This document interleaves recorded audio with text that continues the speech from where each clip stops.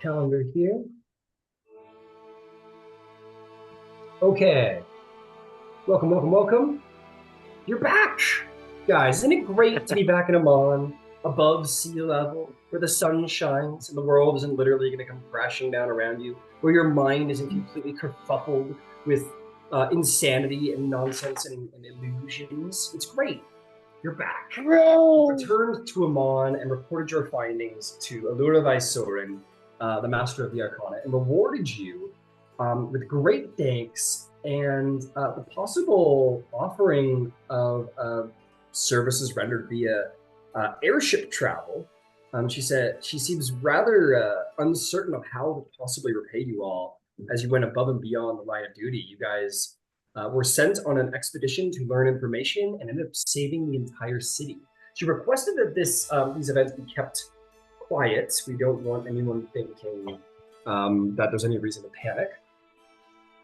But nonetheless, has hopefully awarded you with substantial gold. Each of you have acquired a magical item from her personal vaults, and a boon to the party. She says, "Please let me know if there's any other way I could possibly repay you." She also offered possible membership to the Arcana Panasophical to Glint.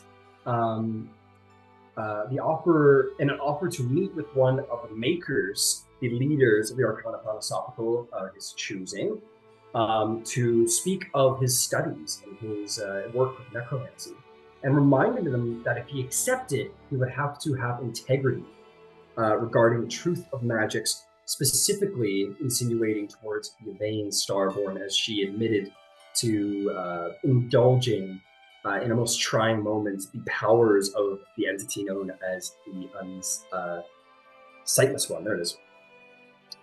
And with that comes a grave trust placed in Yvain to take integrity for her own well-being.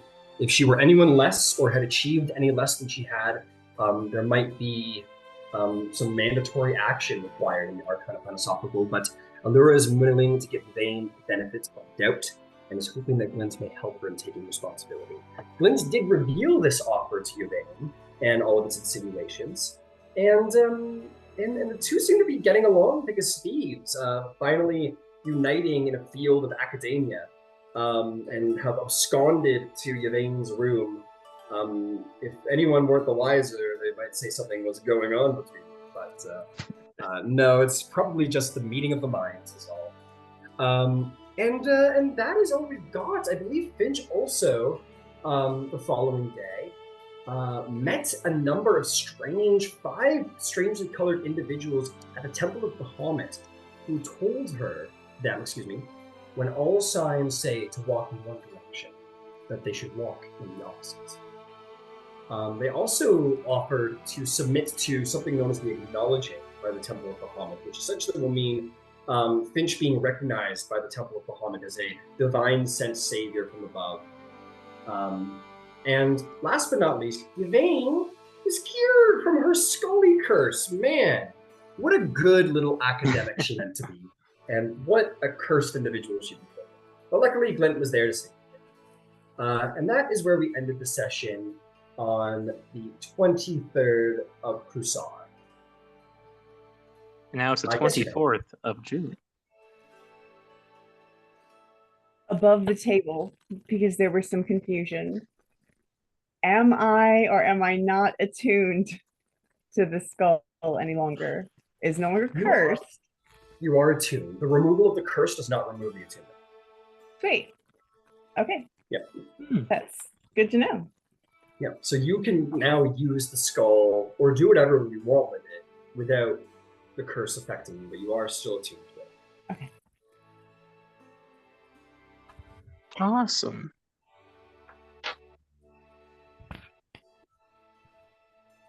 And if it is the 23rd, we are still processing carrion crawler guts. Yeah. Nobody could walk by this room and think anything untoward is happening. Nobody.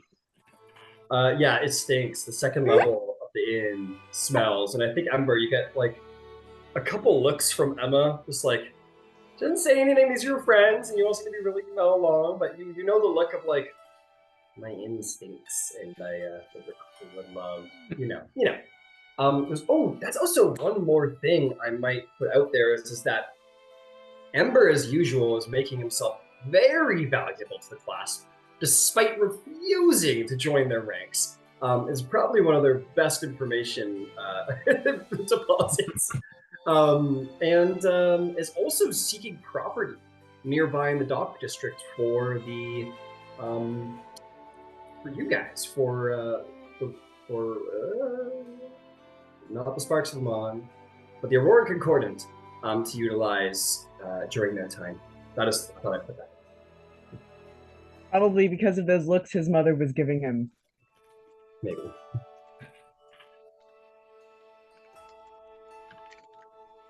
Oh, and also told the class that like they could use the property for their ends if they help them out. Well, we need workspace and some living space, and the processing out of bits and pieces seems to be our idiom, and well, in a public house, that's less than ideal. Yeah, it's absolutely more difficult.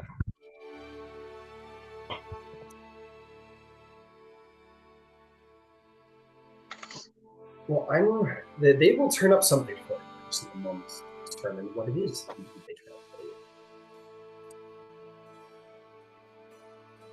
you. But they'll get to you when they get to you, so please proceed.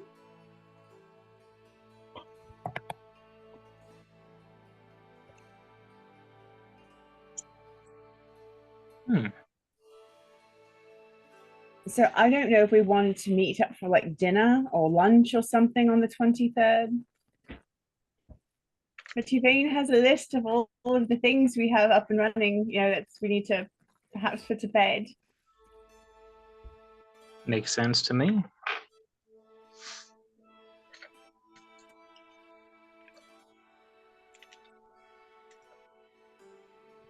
So we're going to say Finch is off preparing for the acknowledging. Is undergoing various ceremonies and rites and meditations on the Bahamut, and has left Beverly to be available to you all. But in the meantime, Finch is just off being one with the dragon. Above the table, I spoke to them, and they said if we planned, like it would be fine if we planned the pilgrimage to Vasselheim first, and their rite of acknowledging for when we return from the pilgrimage. That's also perfectly fine. So sweet. Weird. So yeah. So, all right. Here's a list of our to-do things that we should do soonish. First of all, we have 18 vials of Umberhulk blood and 3 days to do something with it. In addition, we have... Pardon? No, go ahead. Go ahead. In addition, we have 5 Umberhulk carapaces and 24 eyes, the likes of which could be used to make wands of confusion. That's probably a Gilmore's run, I would guess. Yes, the cost of creating a wand of our own would be very expensive. So better to sell the eyes then as component parts. Most likely, just given time and money.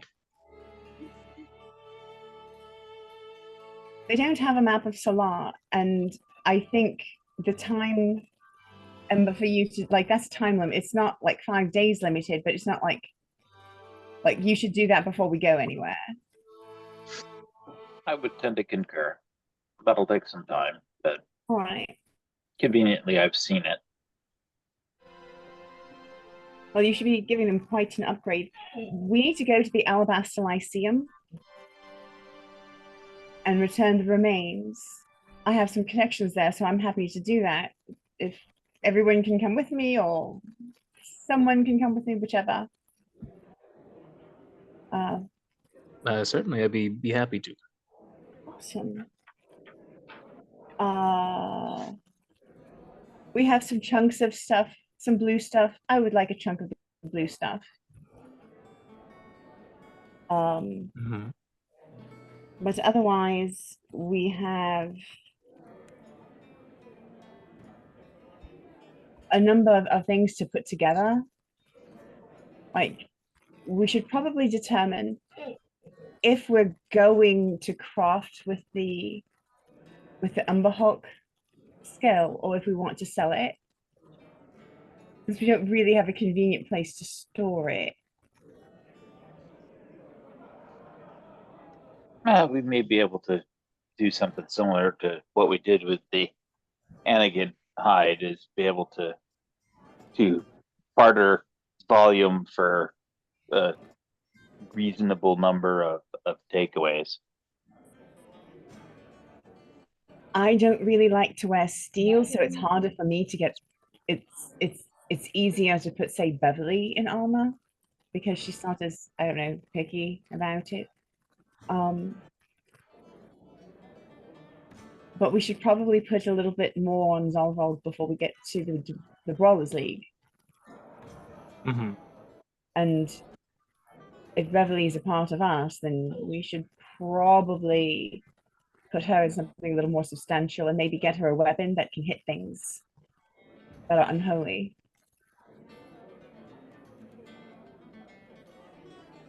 But that's everything that I've got on. Oh, and individual people have to have meetings with other people, but otherwise, that's what I've got. How are we gonna go? I have a small shopping list and several days of personal projects, along with the Umberhulk refining and processing and those such things. Beyond that, if you need assistance, do let me know. And also, Gilmore's run for certain. Hmm. That's probably for everyone. Gilmore's is for everyone.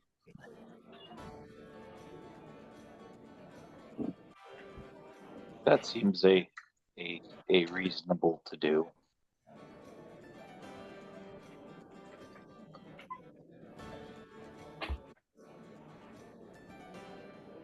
Otherwise, Allura has offered us an airship and has told us to go on vacation. We should probably think about that. Well, I don't have any particular places to be, so y'all pick what suits you best.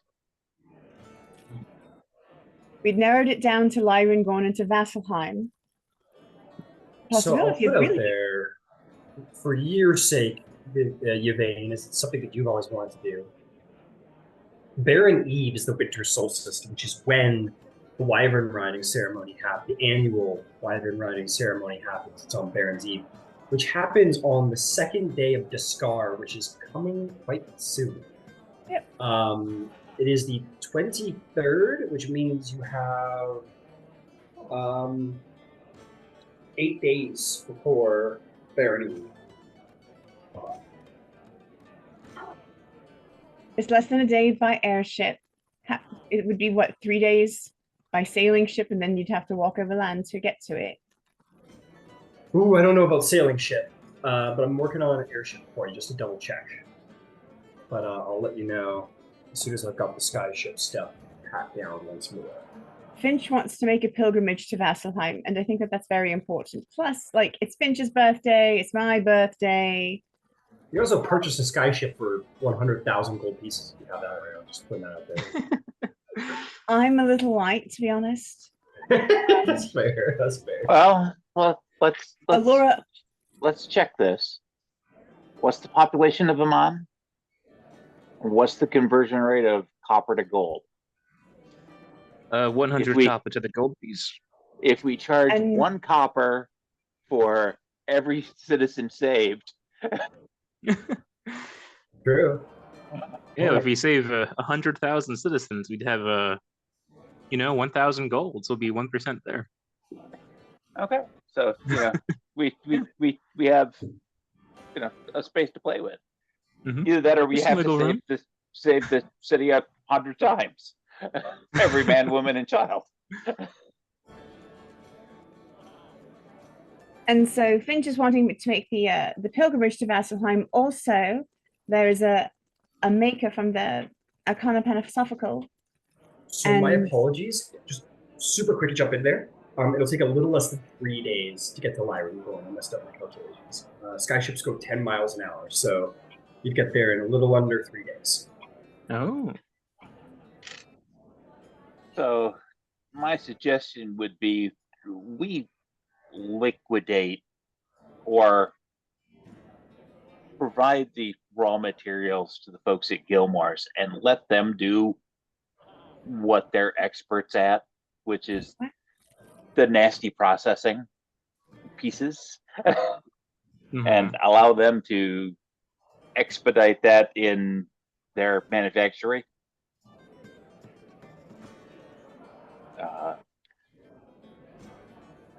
That way my mom's home stops smelling like a charnel pit. I'm so sorry. I'm so sorry, but it's a quite really good all right. feeling thing. It was a I special under- thing. I'm so sorry. I understand. It just Which meant is that- one of the reasons that I'm having some folks look for property. Hey, I'll put out there, folks, like you made the joke about like how many copper per person in Emon, like as a joke, but like no joke, like a couple 100,000 people, like and more so than that, you've also brought them back a location of some very valuable mineral deposits that might save them from bankruptcy. Like That's true.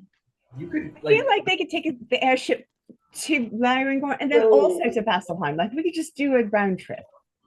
I mean, obviously it'll require a decent charisma check because obviously they're going to want to try and provide less for the sake of money and yeah, blah, blah, blah, blah, blah.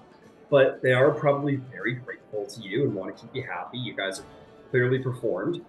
I mean, you're looking for property. Like, you're asking the class, but maybe you go and be like, hey, you guys gave Vox Machina a keep. Maybe we get something like that. Or maybe we get our own airship. Or, you know, like, that wouldn't be probably too far outside the realm for saving the capital city of Tal'Dorei and saving them from bankruptcy. They might be willing to do to get you a house, a home, or something bigger. So yeah, maybe you need to consider this then. Speaking of the capital, by the way, you're not screen sharing as of yet, but I would love to see the capital. Oh, fuck. Thank you. Oh, thank you for telling me. Yeah. Always. Zarvog wants a private jet. Because of course he does. What's a jet? Well, a skyship, I guess. Huh? Yeah, a skyship. I mean, that is entirely possible. If you guys wanted to go there and be like, hey, could you guys give us a skyship? Like, it's expensive. It's 100,000 gold pieces, but maybe you need a decent persuasion check. But just to throw it out there, I'll say, Ember, you've got the notes because you've been working with the class about like properties and stuff like that, and maybe you did your own quick little tidbit of research here and there. Just to tell you, like, about some types of property and their costs. And obviously, the bigger the place you get, the more expensive the upkeep, but the more hirelings you can have, and certainly the more expansions you can build onto it, such as laboratories, libraries, meeting halls, whatever. So you could have an abbey made. I'm sure that's very interesting for this party. A college, a large school, maybe just a cottage or a medium house, a little small, but it would suit your needs. Maybe not a dungeon or a barrow.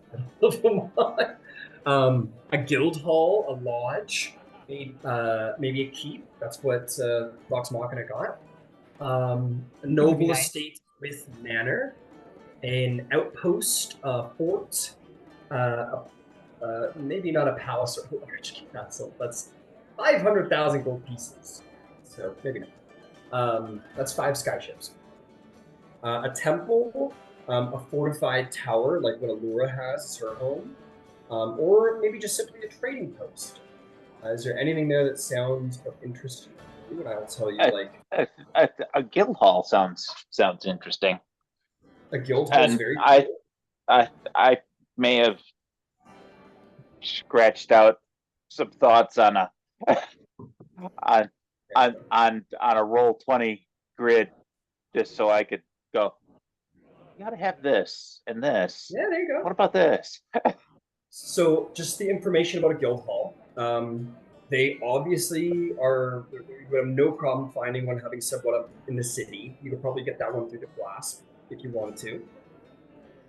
They have 2 potential expansion units involved, and they require 5 skilled hirelings and 3 unskilled hirelings to maintain, which I think comes out to about like 5 to 6 gold a day, just to maintain, like, paying your employees, which I'm sure you can all afford. And just to give you a little further description on a guild hall. A small and often storied house dedicated to housing members of a guild, typically all of a single profession or adventurous bent, containing semi-private quarters up to 25 individuals and a free dining hall that costs neither expansion units nor gold. So, you've been finding adventurers as you travel. Maybe you make it like an adventurers guild hall, and you have the Sparks of Emon come hang out in the guild hall. You could pay stay there, get a little passive income, perhaps.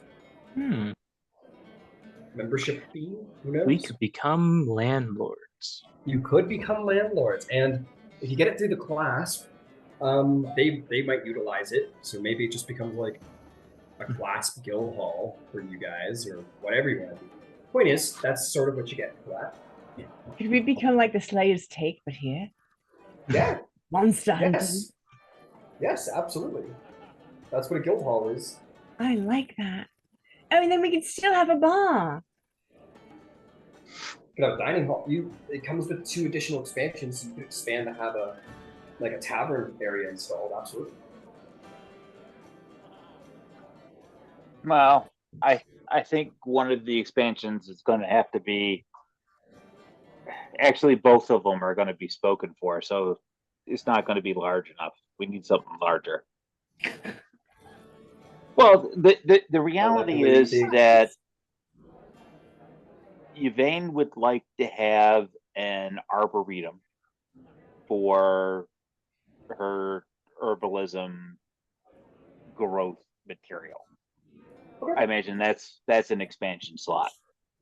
Sure. We're given the nature of the Aurora Concordant, we're going to want to have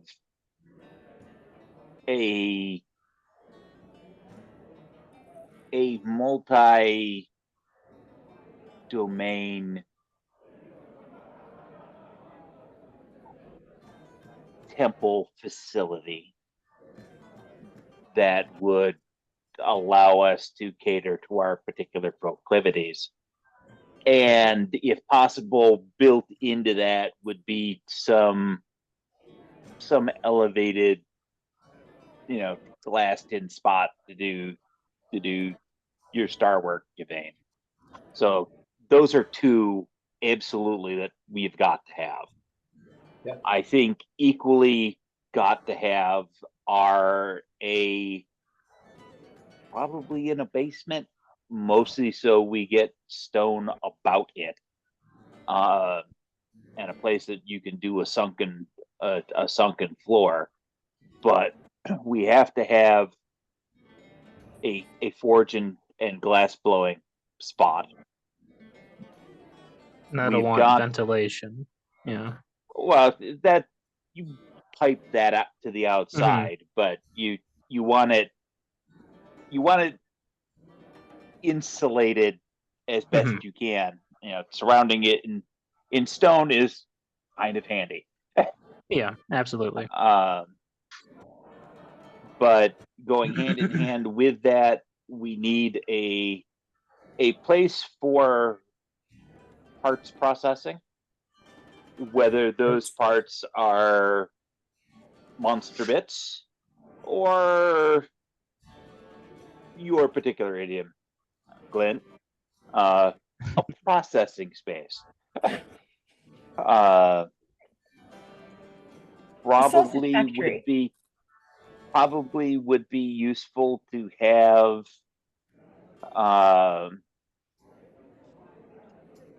some basement level storage, some sewer access to allow discrete entrances and exits. And I would think behind the building, we would want a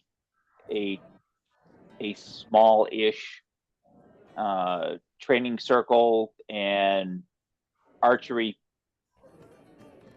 field to allow Finch and Bev to train, to allow Zalvarg and Ben to train, even an opportunity to test out, you know, Glint's minions of the month, to make sure that they are appropriately set up and that sort of thing. So, you know, at minimum 2, 3, 4. I think we need 4, 5 expansion bays if you include the backyard as an expansion spot. I don't know what exists out there with that, but I would think that would be our ideal go-to. And if we're looking to purchase or leverage a degree of fame to make it happen, then you might as well shoot for all of the stars. Fair enough. Got it. So here's what I'm going to say. The as you guys are trying to figure this out, we'll say that you like put in a request of like maybe property to like Allura, just to like see if that's something we're interested in, and they would have sent you like a builder from the offices of the Hearth Maker, the Master of Development, to just kind of like talk to you about how that all works. And so he will say, okay, so here, it apparently just sounds like me. So he's like, I don't even have an accent. I don't know where I'm from. So here's the deal. You want to have quite a few expansion units. Here's what I think this is the best way to do it. I am going to go through the list of possible expansions, and we will compare those to what you want. Okay. And then we will be able to figure out how big a facility you will acquire for your potential needs. So there is an alchemist's lab that the owner of the structure, it helps transmutation wizards or individuals with a transmutation ability. Herbalists as well, but very transmutational based. Alchemist supplies and herbalism kits are always considered to be present here as well, and any checks made with those tools are made at advantage to achieve. So that's an alchemist lab. There's animal pens. Didn't sound like you were too interested in that. There's an arcanist study, which might be of interest. And how that works is it's more for abjuration, conjuration, enchantment, illusion spell work. And while present within that expansion, those spells are cast with a little bit more a little more ease. Arcana checks made here to deal with those chosen schools of magic have advantage. It didn't sound like you were too interested in that, so we'll pass that over. There's an armory, which can help you armor guards you might have present, might not be your thing. Barracks for keeping soldiers, up to 50 soldiers, might not be your thing. There's a battle ring. That sounds maybe a little more up your alley. A battle ring, let me tell you about that. A battle ring, those who spend time sparring will be able to add a d4 to their damage of their attack add a d4 to the damage of each of their attacks until their next long rest, as long as they spend at least an hour training there, maybe before a big mission or something. That sounds a lot like what you were looking for. You know, a training area for Beverly, Finch, maybe Zarvov. So we'll put one of those down as a possibility. Would Glint be able to train their skeletons in that ring? As long as they train, yeah. Interesting. There is a caravansary, which is essentially a roadside house for travelers. I don't think it might be for you. Basically, it lets you bring in potential merchants. This is only if you mean to turn this establishment into a place you really want a lot of merchants to spend a lot of time at. I don't know if that goes into what you were wanting. There is a chapel expansion, which sounds very much like what you were looking for, which could be a shrine, a spiritual lodge, an observatory. But essentially, it allows divination spells to be cast 2 levels higher to a maximum of 9. And also, any religion checks made here to deal with the deity, philosophy, or religion the chapel is associated with have advantage. And it may be built multiple times for multiple religions, but considering that there is multiple affinities here, maybe we might make an exception for that. But this is Emon, of course, as a reminder. If you want to make this based on one particular deity, there's multiple other religions to go to and gain similar benefits. So we'll mark that off. Chapel for the temple. Defensive walls, doesn't sound like you'll want that. Dining hall, maybe might want that. You sound like you all like to take meals together, but you know, you tell me if you want. Yeah. Okay. Yes. A lot of these units take dining halls with them, so we'll put that in there. What else we got going? There is docks. You could have water-based docks. Doesn't sound like you want that. You could have air-based docks, but you need an airship. Have air-based docks, and that's a really expensive expansion to build. Escape tunnel. Sounds like you wanted that. Sewer access escape tunnel. Yep.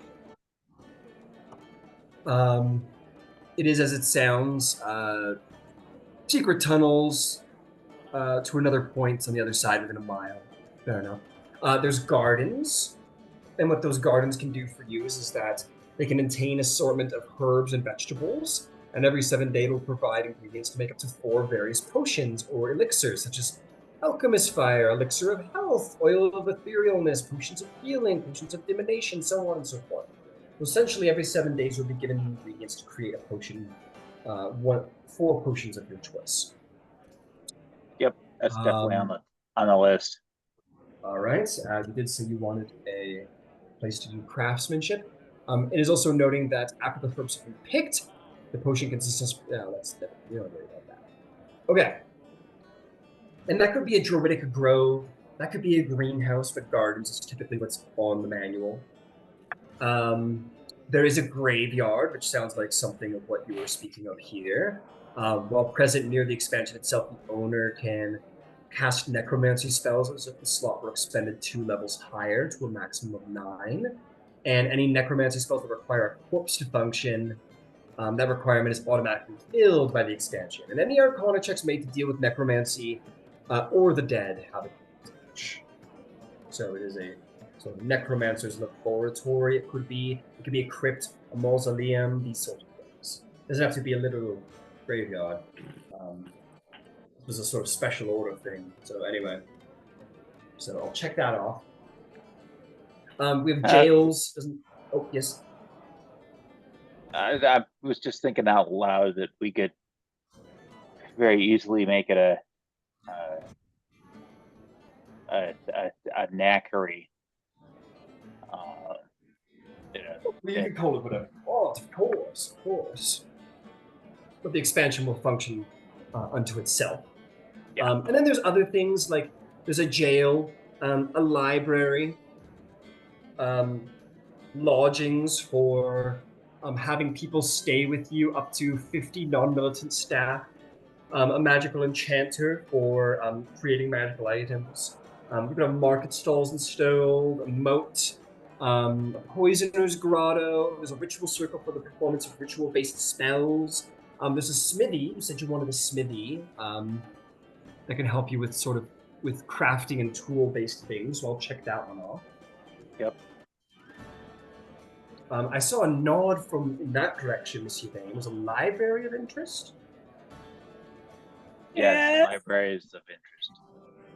All However, right, like, well, I know we have to prioritize because this is starting to sound like a castle, and I'm not opposed. it but is starting to sound like I know that it is. we're not wealthy, and certainly I can share space with someone. We could use multi-purpose spaces.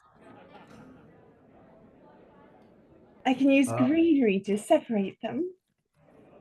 We're almost done here. Bear with me. There's a siege workshop, which you won't worry about. There's a stables, if you want to have a stables on the property for various beasts and creatures you may have. Oh, probably. Probably stables, very well. We have a lot of horses and such. Indeed, indeed. You could have a tavern built in. Is that of interest? You seem to enjoy your tavern space. I don't need a business to run. Very I think well, there's very already a tavern right here already. Yes, indeed. Down the street, no. The last two is that there could be a theater, which I don't imagine is within your wheelhouse. And the last is a war room that should help you plan planning in the war room and undertaking by owners of this blah, blah, blah, blah, blah. Basically, it helps you with travel time, as it helps you plan your routes before you take them. It also allows you to contain... it also helps you properly strategize. So if your property ever came under attack, your defenders would have certain advantages to being able to defend, as you would all have the instance of being able to properly help maintain defense. Is that on the list? Or?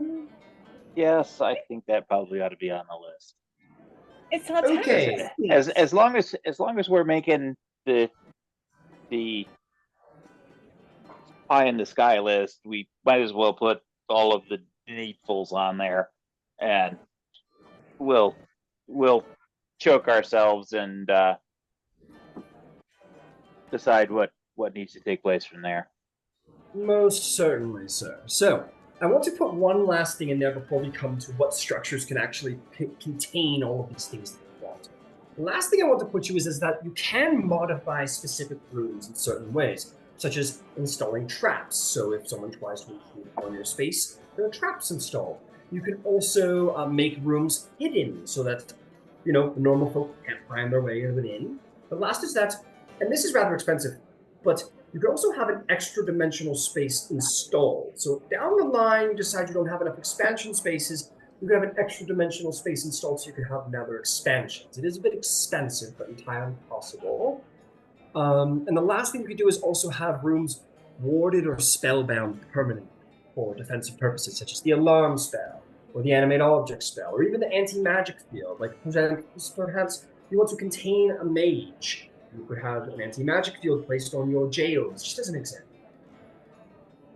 So, something to keep in mind for the future is that if you really, really, really want an expansion that you can't have, you can always try and have an extra dimensional space installed, which does cost a lot of money. That is entirely possible. And that's that. So, with that said, let us go back to the potential structures you need. So, I have here 1, 2, 3, 4, 5, 6, 7, 8, 9, 10 different expansions you would like to have within your home. The only structure that would ever be able to hold all of these is a literal palace or large castle. That is literally it. That's all we could possibly make. Now, I don't imagine the Tal'Dorei Council will be literally building a castle. They said to pass along they're very thankful for your aid and your good deeds, but they are not going to make it. They're not that thankful. And rightly so. And I'm glad that you think that you're so positive about this whole situation. Stepping down from that, what they would be willing to create for you is one of 3 things, because those have 6 potential expansion units installed in them. There is the Abbey, which does have 6 expansion units attached to it. There is the college or large school, which has 6 expansion units. And lastly, a temple, which does have, oh, sorry, not lastly, but a temple, which has 6 expansion units, and the last of which is either a keep or a small castle, which does have 6 expansion units. All of which are very costly to create, and would take probably about 400 days to make, about a year to create. But they would be willing to do this for you. Depending on what you want, it probably need to be built. But 6 expansion units each, depending on what you get, might have more or less requirements for hirelings. But you will need to cut down on your list of expansion units. Now, if I may suggest, first thing I see here that we could cross off the list to probably make things a little bit more possible for you is the crafting space. A very excellent thing to have. However, we do here in Emon have a open for the public crafting space here, if you weren't aware, for glass blowing, smithy and such. You won't be able to do it on the property, but it is available to the public. You will have those things available to you while you're in Emon. It's a bit of a ride, but it is available. So that would be my suggestion. I'm not telling you to do anything, just a suggestion. Not a bad one. And unfortunately, a monster processing place, that would be considered probably the magical enchanter, help you in the creation of magical items. That would be another expansion unit. So that could be tough. The out of character, the enchantment space, what mechanical benefits did it give? Yes, let me tell you about those. I kind of skimmed over it. My apologies, sir. Just finding it in my book here as it starts moving through the pages. Here it is, magical enchanter. A magically trained hireling or character with spell casting or packed magic features, whatever that means, may make magic items, weapons, or armor here. And any magic items or appropriate rarity may be created here, excepting items that are potions or artifacts, and your DM may rule other magic items or uncrafted, whatever that means. But anyway, crafting is as follows. Common and uncommon magical items. Ooh, I will have to compare these to my notes. Because these are getting very specific how long and how much it takes to make. So give me just half a moment while I compare them to my normal magical creation list. While you're doing that, I would like to pull the library off of the list of expansions. Understood. I can go to the Alabaster Lyceum. I love that place, really. Please allow me to pull that one off. Understood. I might also just suggest the War Room. If your building were to come under attack, it probably means all of Emon is under attack. And I don't think, with due respect, I don't think your property will be the focal point of such an attack. That makes it a degree of sense. Vane, I know that you have a degree of guest access at the Lyceum. I do. My question is, what would a membership, an enrollment, be cost-wise? I have no idea. I'm thinking if we are returning the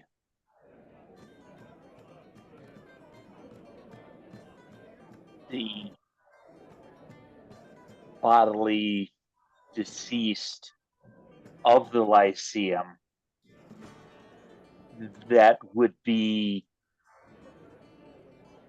in realm of a boon that we could request in return,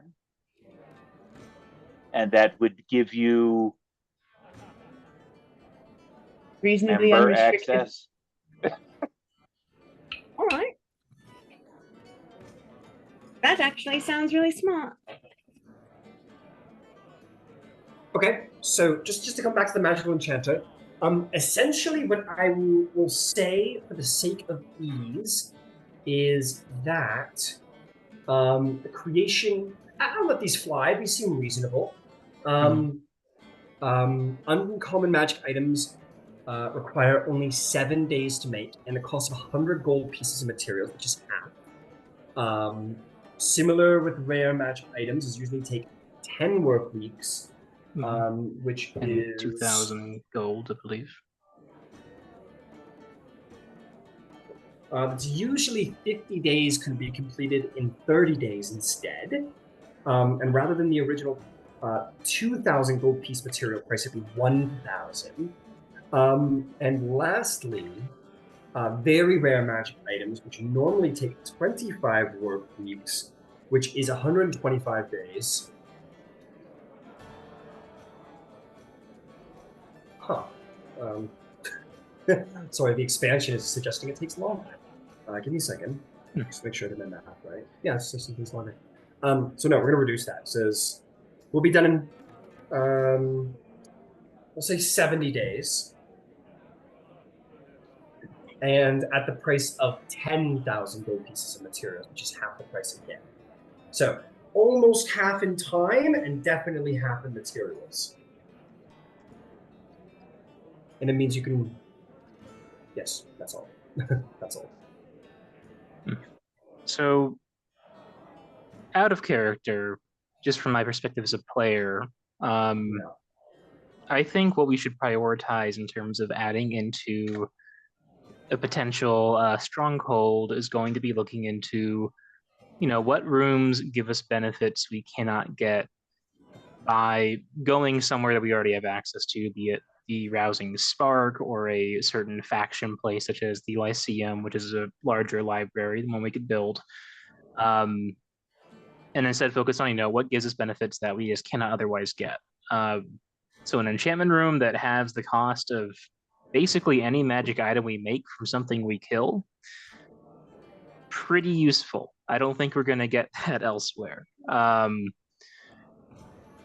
Or the battle ring similarly gives a damage bonus.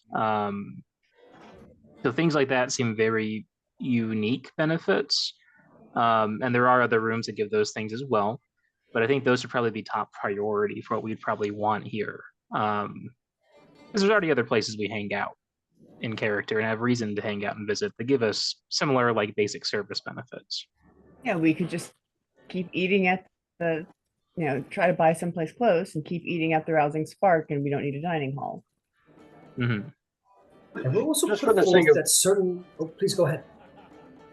Just for the sake of clarity, we've never talked about a bonus for a training area before, but probably at least Finch and I both do have access to specialized training areas in Emon. Okay. And you could, of course, go train in the yard. Nothing is stopping you from training in the yard. It just won't be a specially created expansion for specific training purposes. That's all. Some sort of dangerous room for training in? Yes. Used by a sort of, I don't know, unknown man, perhaps. Maybe it was built by some mysterious X-Men at arms. Yes, indeed.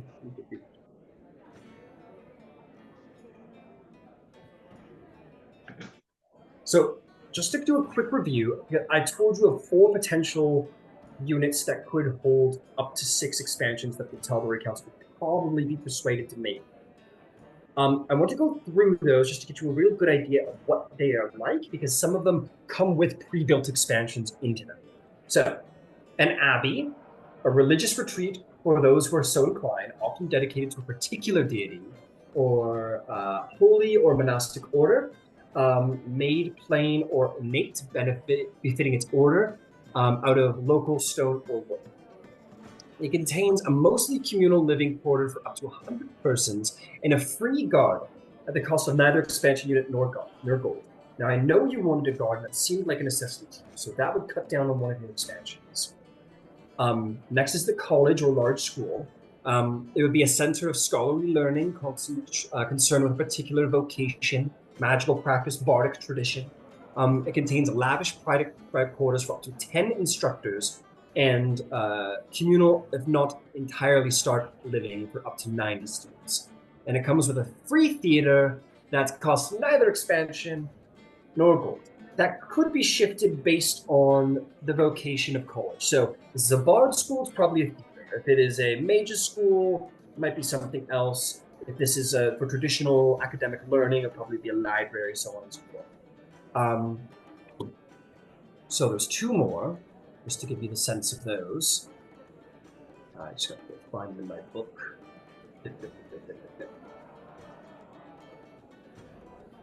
Almost there, and found it.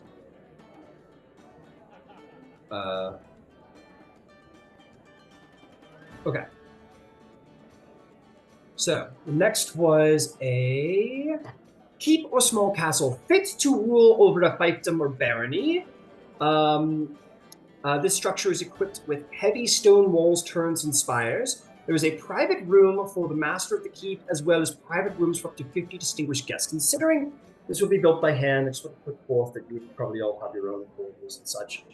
But it would also have private rooms for up to 50 distinguished guests, and the structure may also hold up to 450 servants or men-at-arms in less comfortable, occasionally communal living spaces. And the structure comes with a free war room that costs neither expansion units nor gold. Let's see, what was the last one? Oh yes, Temple. a temple. A large solemn place carved in the image of a god or gods. Decorated to suit their personalities using whichever materials, forms, or iconography that is associated with said deity, and found most pleasing for them. It contains a communal bunks suitable for up to 100 pilgrims or acolytes, and private quarters for up to 25 ranking members of the clergy, coming with a free chapel that costs neither money nor expansion, which would serve your purposes, as I am aware that a certain prophet is amongst your ranks, perhaps the Platinum Dragon might suit.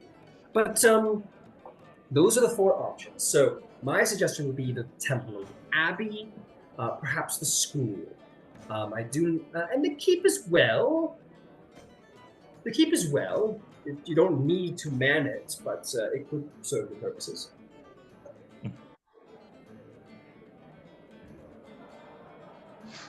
So each of these would come. Sorry. So each of these would come with 6 expansions in addition to what you just. All right. Yeah, 6 expansions and 1 free one associated with whatever the place is. So a temple would come with a chapel, an abbey comes with a garden, so on and so forth. The Abbey sounds pretty cool. I think the abbey and the temple sound pretty cool. Would it be like a central garden, sort of in the way of like a villa, where there's that internal courtyard, or The abbey would have probably if you had specifications, this would be a place that would need to be built. So it would take about a year to be created. So, and we could begin the process of building that on your behalf again with a large persuasion to the council. But yes, one of those 6, and if you had imports, we could sort of see to it that input is made. I'd be happy to help draw up any plans if you all want me to. Oh, are you skilled with masonry? Yes. Excellent. Perhaps you might indeed help.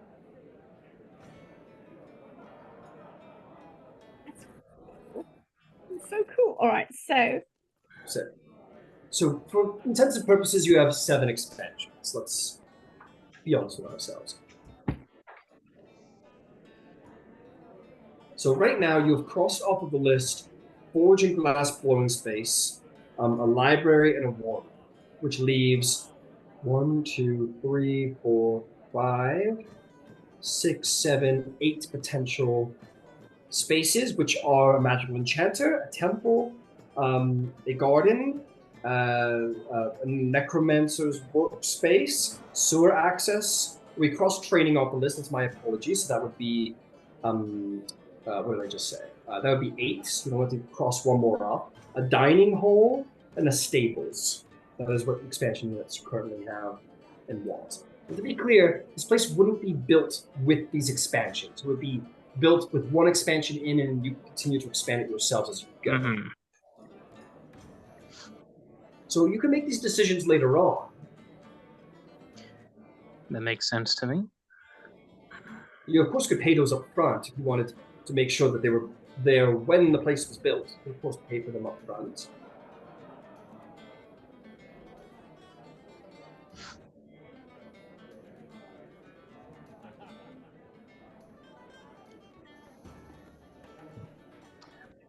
Well, what are your thoughts? Friends, concordance? Uh,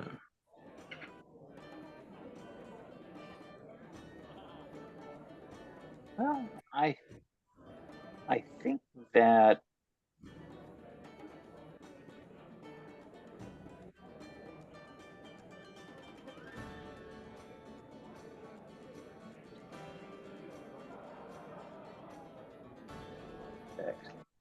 I think So is the it? Yeah, go Abbey ahead.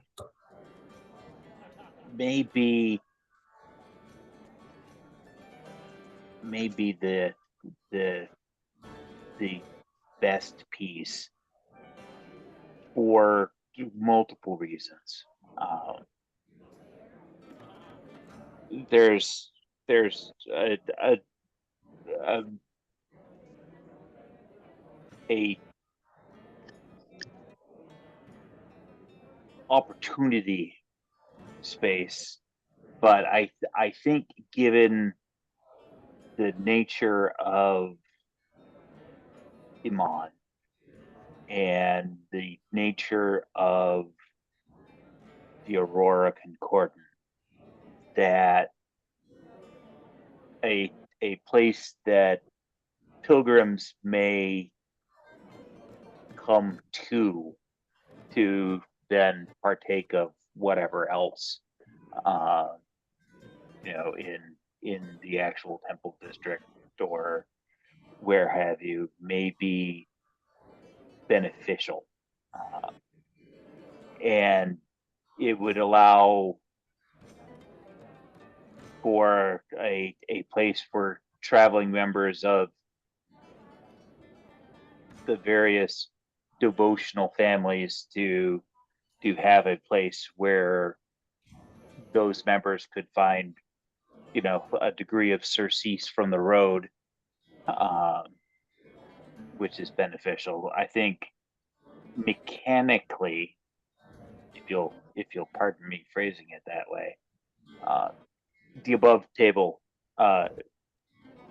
it gets the freebie garden. Mhm.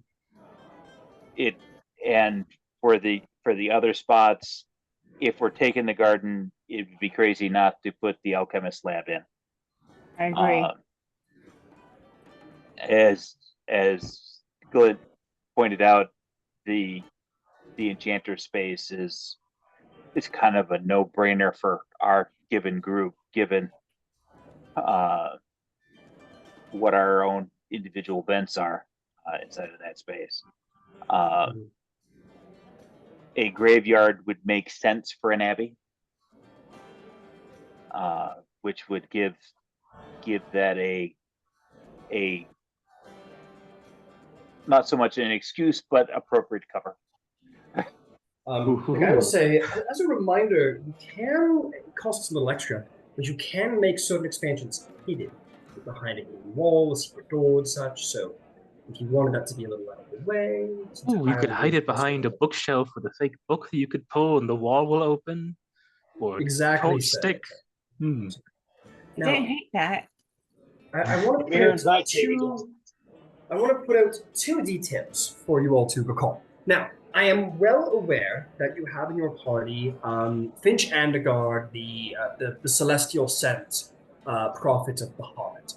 Normally, I would say installing a secondary temple of Bahamut in the city would be quite a political action. But I think with this person in your party, it gives it a validity, to be certain. Might require a little more persuading to the government, but I think as far as the church goes, they would be quite happy with it. Now, I will put forth, as far as what other temple spaces are around, the Raven Queen, Palor, Cord, Melora, these people all have smaller temples throughout the city, but Ayun, Avandra, Corlon, and Sarenrae have much smaller places of worship, more like shrines throughout the city, and could use a temple. And the Moonweaver. Secondly, the Moonweave does not have a place of worship. I was about to say. Thank you for bringing it up. She does not indeed have a place of worship, and I think picking one of those deities who do not actually have a temple would certainly go smooth things over and make it easier with the temple. Now, a side note I'm going to put in there for you, is, like I said, Ayun basically has an altar here in the city, and that's about it. The Cobalt Soul would probably be willing to help out with the creation of this temple or abbey or whatever. If it were dedicated to Ayun, they were allowed access to create it, and then it could become a Cobalt Soul Reserve, and it could function as both a library schooling space and a temple. They might have their requests, such as we want a library, we want a temple dedicated to Ayun. But they might be willing to help out on this and making it a greater persuasion for the council. I will actually convey that.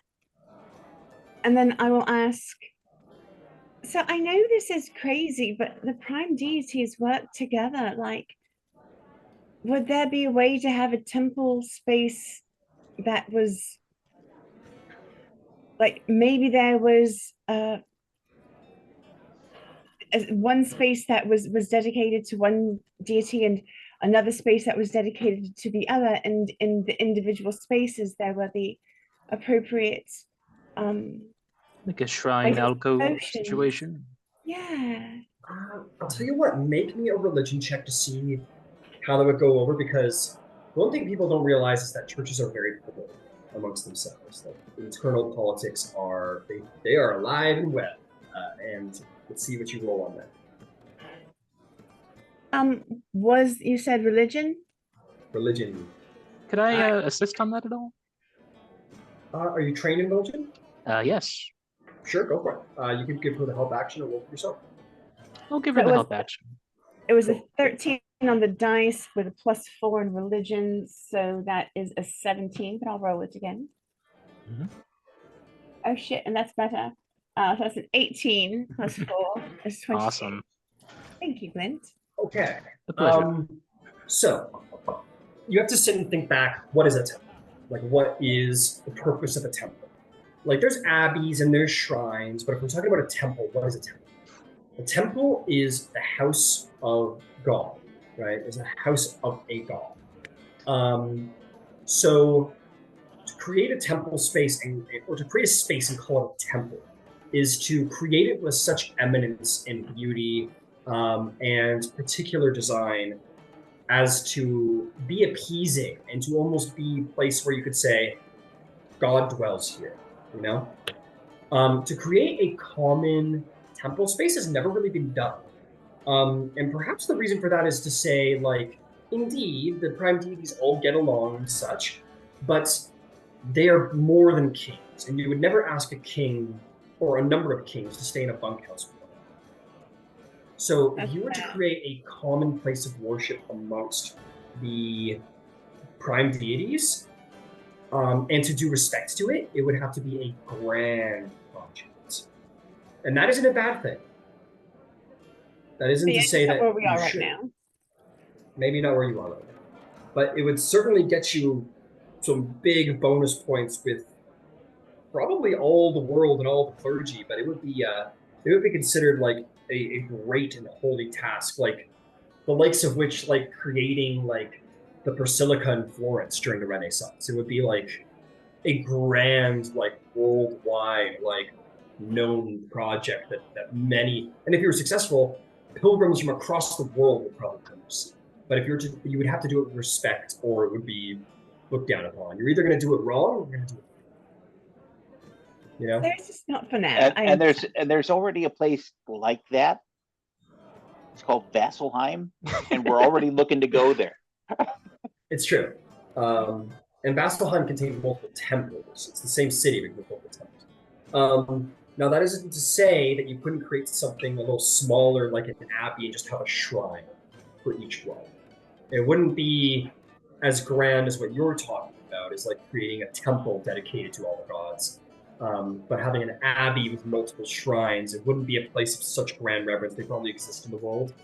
But it's possible. If you want to open an abbey and have various shrines to various gods, make it sort of like an abbey of the prime deities, that's much more in the lane of things.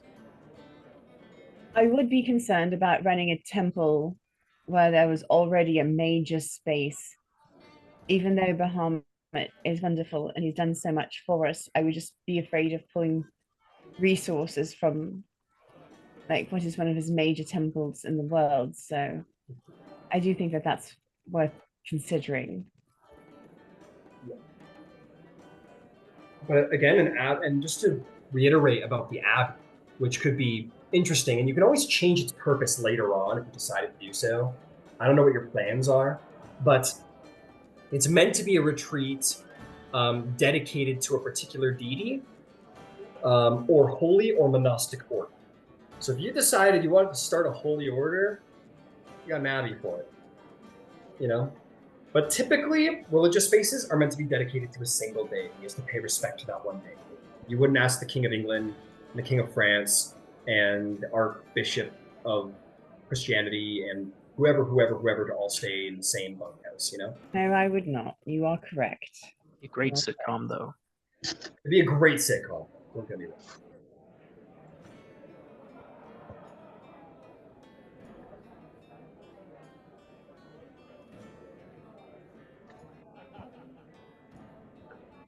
So, as a reminder, expansions can be taken care of later. If there's something you're dedicated to, that you want to be had now, we can have that put into the building process and you can put the money forward.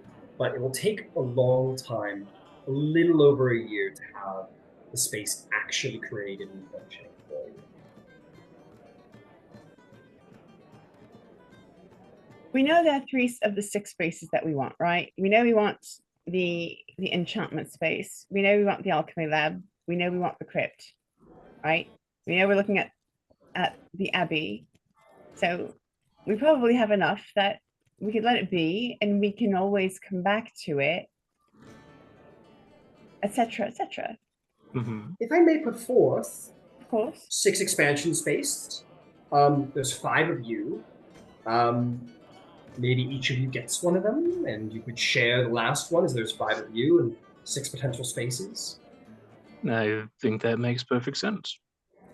If that helps you decide what you value.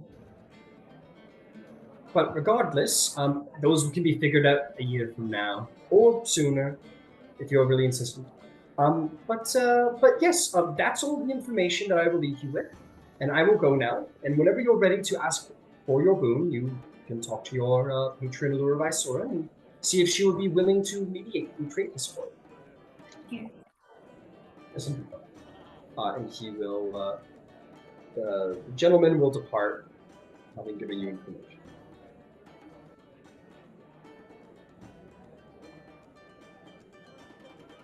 Well, perhaps this is something that we should ruminate on for a smidge. And while we are ruminating onto it, I can think of no better other task than perhaps a trip to Gilmore's to unload sundries. And if we're honest, I just think better at Gilmore's. It's true. We have a lot to think about. Let's go to Gilmore's to do a little thinking. A little thinking, a little what is it called? Retail therapy. Retail therapy, that's the one. I don't know who I am right now. Someone says that from the bar. All right, you guys want to take a trip to Gilmore's? Yeah. Absolutely. All right. And since Finch is not with us, that means Finch's birthday is next week. It's on the 4th of Discar. Well, you could take them to Valsalheim for their birthday. No. Or maybe Vasselheim, but also maybe Lyrengorn. That would be pretty cool to see the Weaver Ribbons for a couple days early, but still. Okay. We'll all go traipsing through the city. Nothing bad happens. And you guys are going to find your way to the broad single-story facade of Sean Gilmore's wondrous magical emporium, Gilmore's Glorious Goods, and down in purple silks, plants, and a plethora of magical items.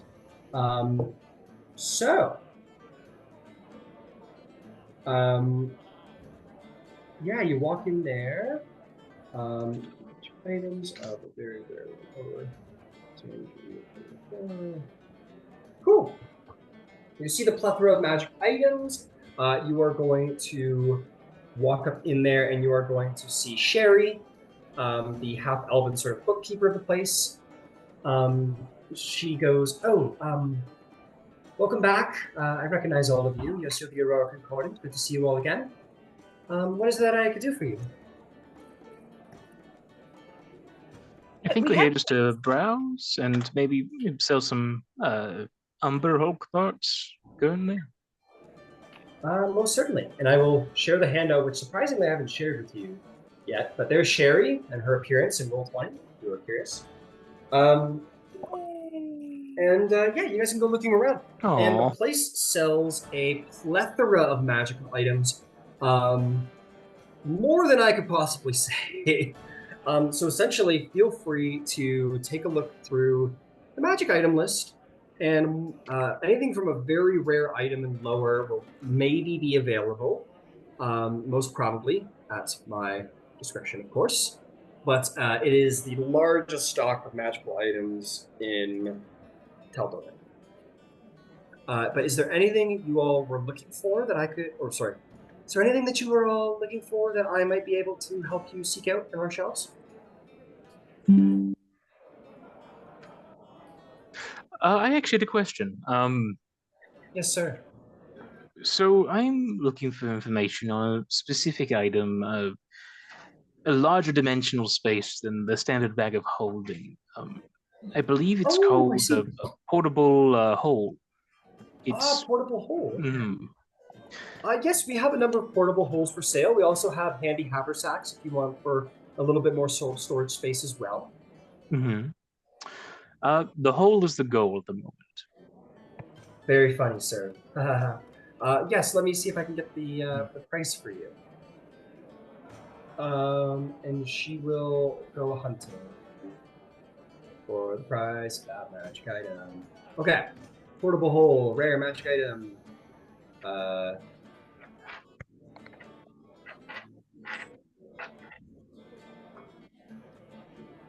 Okay, just gonna be looking up the prices here.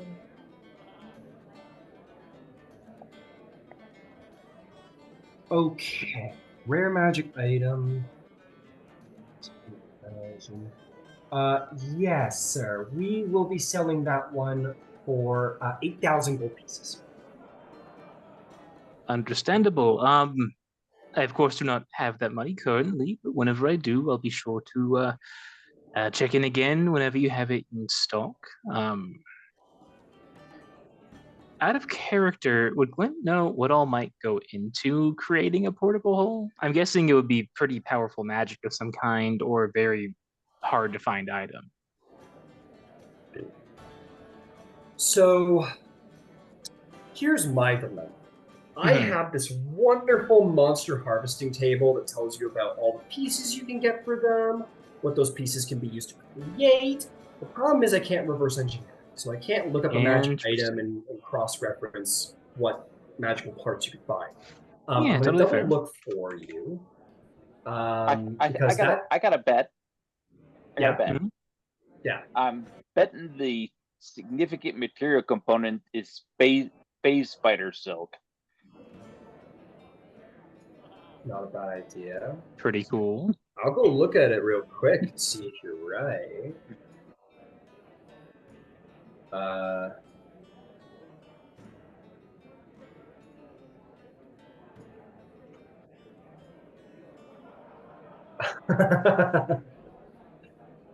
Face spider silk can be used in the making of bags of holding and bags of tricks. So not far off. I might just go ahead and say that that's it because that was very keen of you, sir. Good idea. Wow, impressive. I'm gonna go double check because I know the site that I use does have a list of magic items, and maybe I'll be lucky enough that it will do it for me.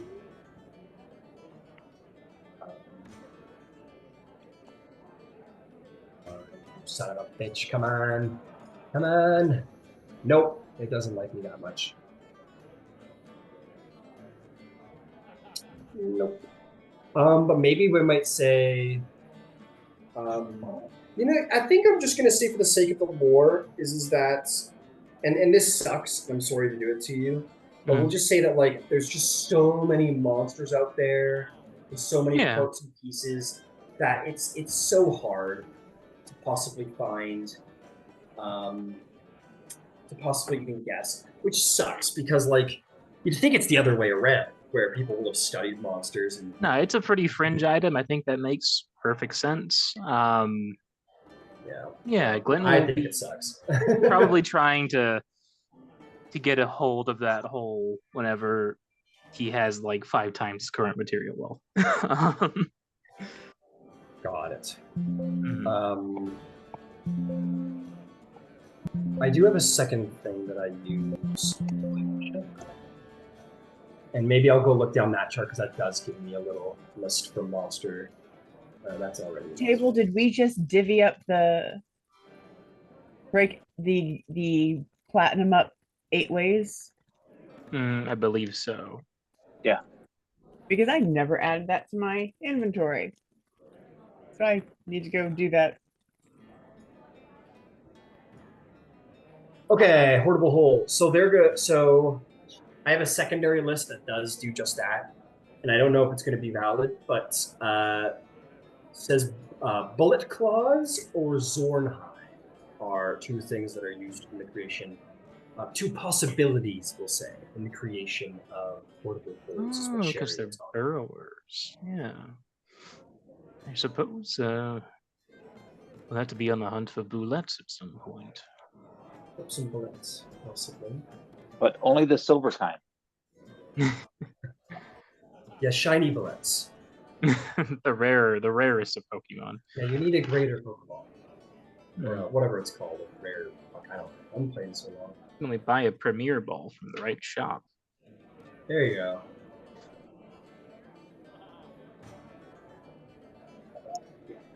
I think that sucks that I can't look through and find a magic item I want to create and know what parts I need from what creature. That is a bummer. But the rest of it's pretty cool.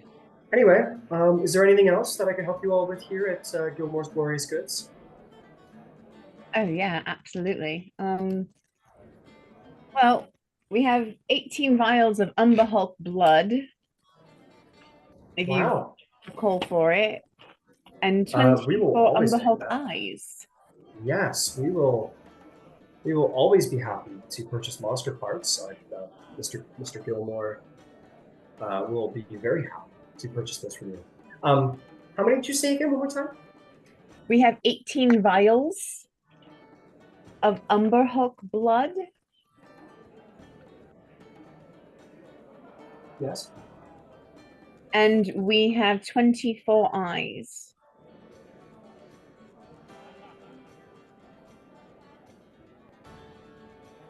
Well, congratulations on about to be very wealthy. So for the blood vials, we will give you 90 gold for all of them. As long as they're not expired, of course. No, they should still be good for 3 days apiece. Excellent. 90 gold, if you would be happy to take that. You mean we'll look at Ember and Sure. if he gives the nod, then Fantastic. Then Yvain, you may add 90 gold to your inventory and remove your Umberhulk blood. She says, as for the eyes, she gives that gold straight away to Ember. He does. That's group gold, not hers. we'll give you 72 platinum pieces for the Umberhulk eyes. All right.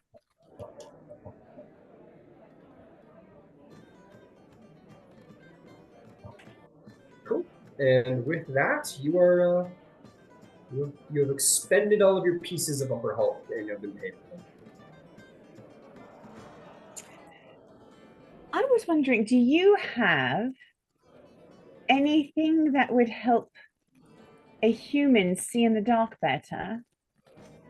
Yes, we have the Goggles of Night, which is a very popular item. And what are those going for? Goggles of Night go for 5 easy payments of 1995. yeah, really. We sell those for 600 gold pieces. All right. I don't know if like maybe we all want to go in on a Winter's Crest gift for Beverly. Hmm? Or What were you for planning taking on? her paladin oath gift for Beverly, but it would be useful for her. She was struggling in the dark, I noticed. I had some plans on making a nice set of armor for. Oh, excellent, excellent, yes. Also, do you have any rods of angling or poles of angling? Or fishing? She looks surprised and goes looking through her book.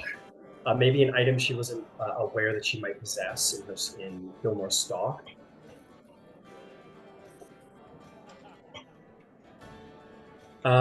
So how we play this out theatrically is you go looking along the shelves, because obviously you guys don't have an encyclopedic knowledge of every magic item, but you're looking along the shelves, you go to this one shelf and you see this pole of angling. You see a 10-foot pole that looks really cool. And if you wanted to try and purchase that, you'd say, oh yes, the poles of angling, those are going rather fast, actually. If you want to purchase that, that would go for, I'd ask for 80 gold.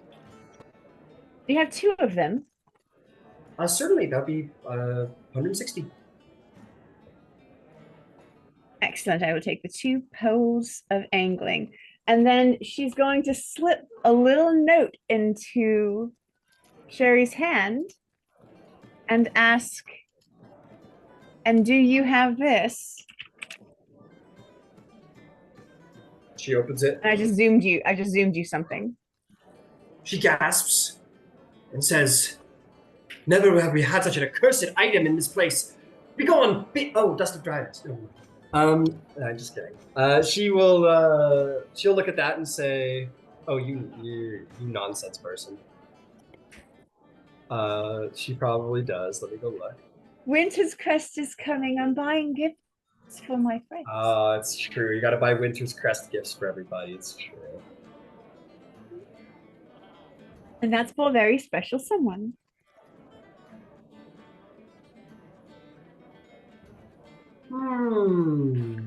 Oh, unfortunately, it seems we don't actually have that in stock. I'm sorry to say.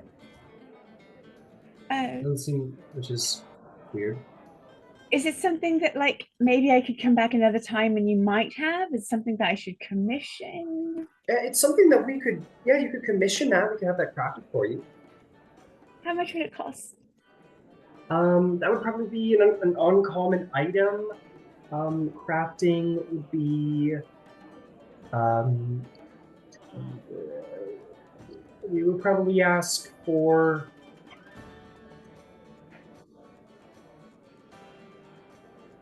400 gold pieces.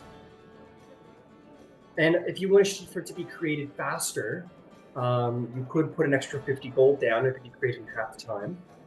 How long would it take? Normally it would take 2 work weeks, so 10 days. Oh, no, regular time is fine. That's perfectly fine. But yeah, I'll absolutely take it. It's totally All right. But you know something? Winter's Crest gifts should be a little frivolous. It's fine. Fair enough, ma'am. So she will begin the creation of that. And that will be made in 10 days. All right. Well, actually, no, we've already solved that problem, so. Excellent. Well, we've sold all the bits that could go bad and get smelly, so now we just have to deal with the ones I'm processing at home.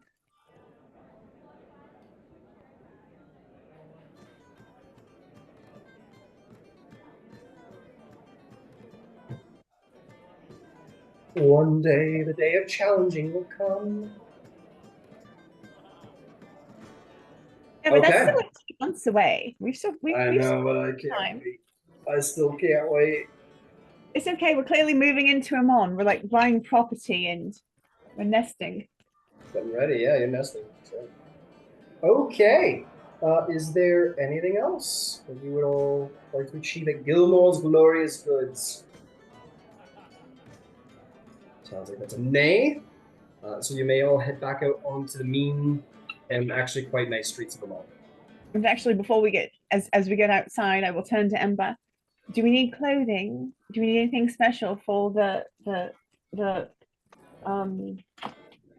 rite of acknowledging?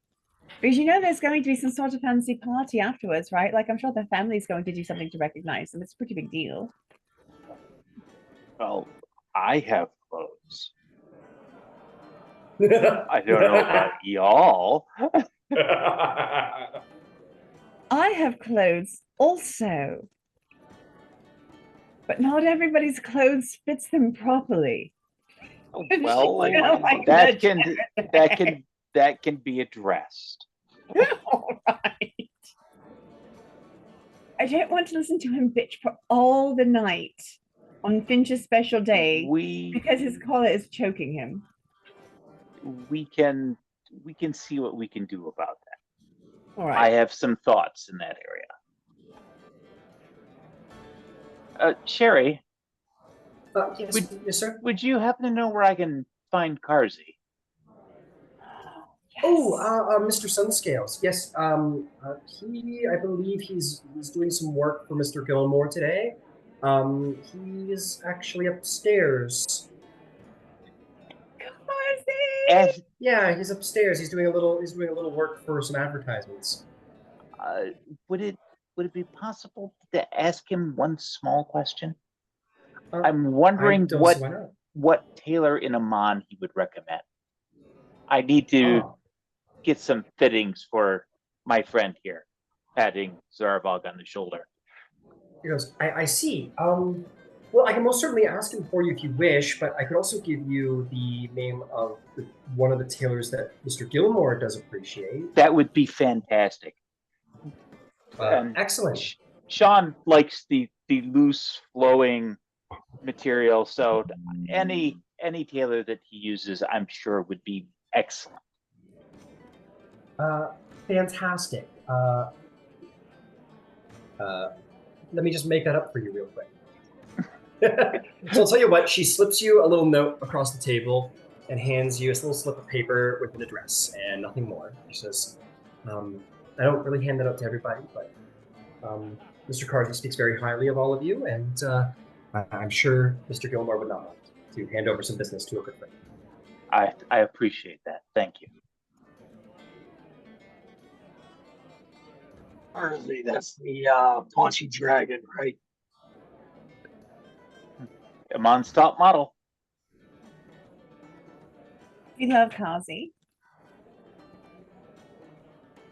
All right, so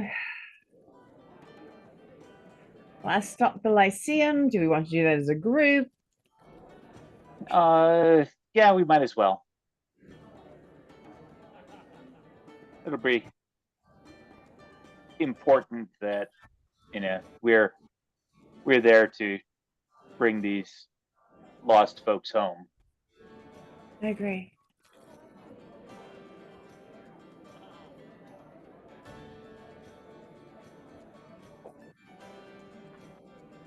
And so we are off to the Alabaster Lyceum.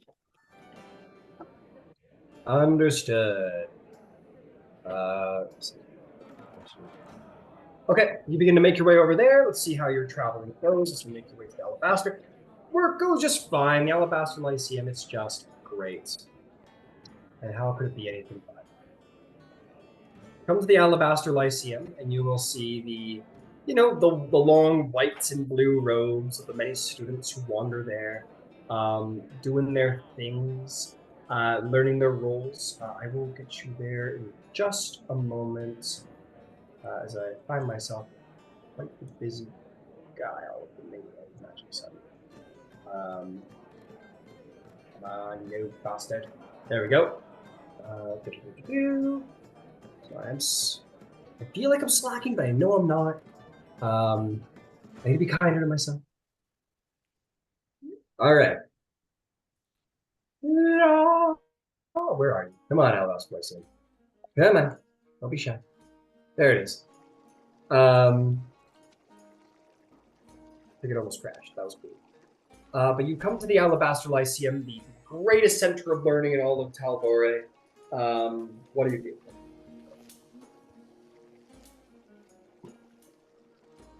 I imagine we go in and we ask to speak to an administrator. If Heinrich Grundscribe's running around as he sometimes is, I would ask him whom we should go to. The dean's office or some such, perhaps.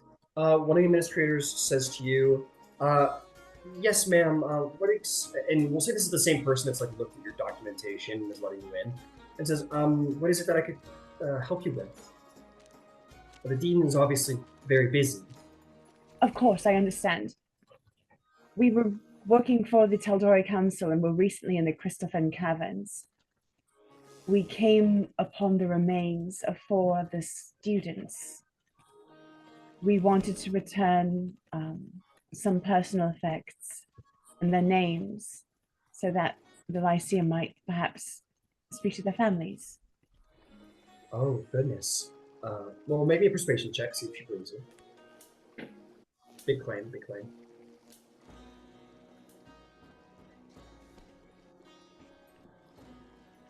Yeah, so that's not going to do it at all.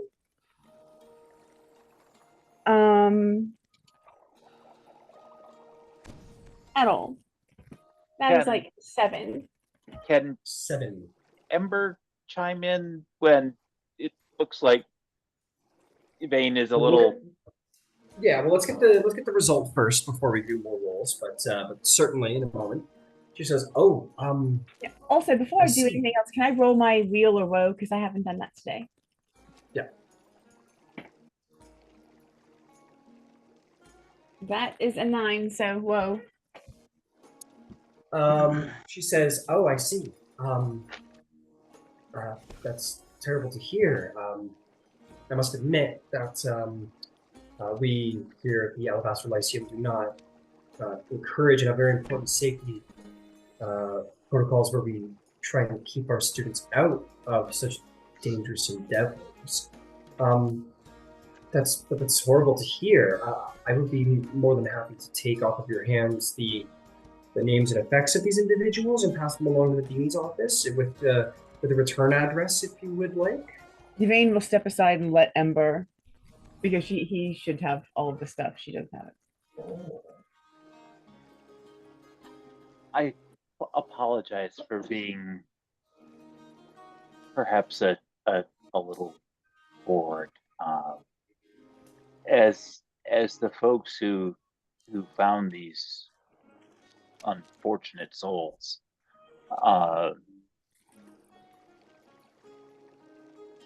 we'd like to make sure that they get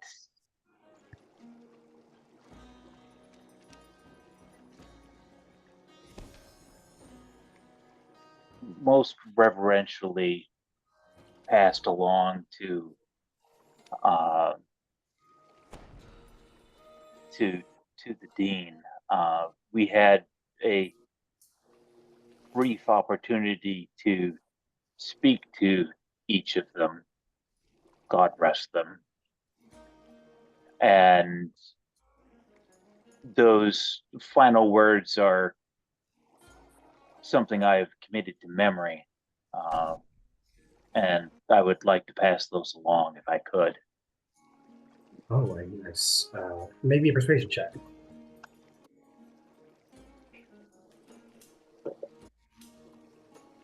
That'll be a dirty 20.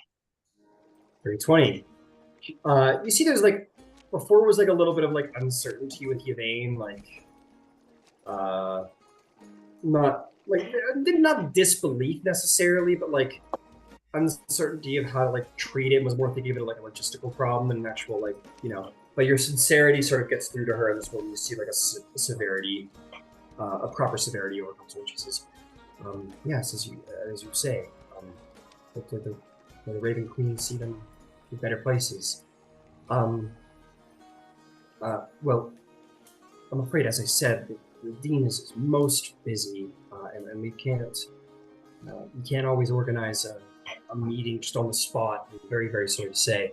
But if you would like to write down what those were, or if you'd like to deliver those personally, those final words that you stated. However you would like to do it, I'd be more than happy to pass a message off to the dean with the utmost urgency, so that's it can be dealt with sooner rather than later. I appreciate that.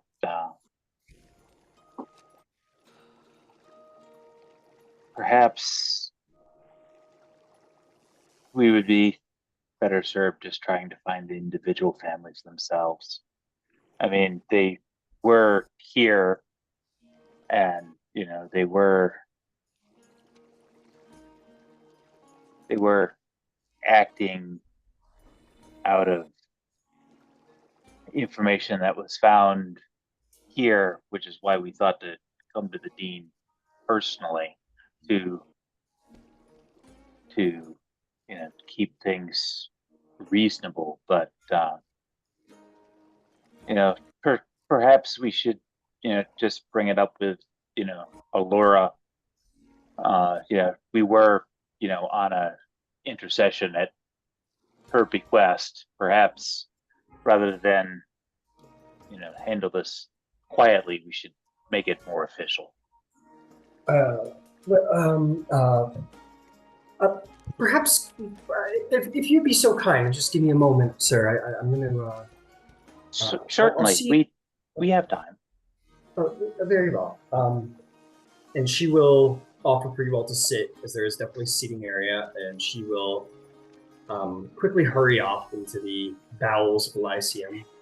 And she's gone for.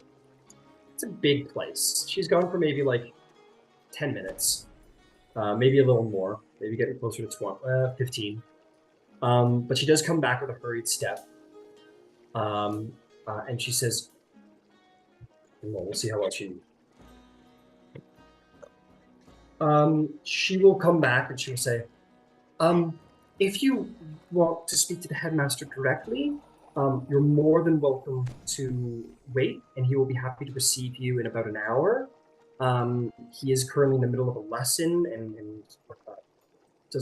can't step away, unfortunately. But we understand, and we're more than happy to wait.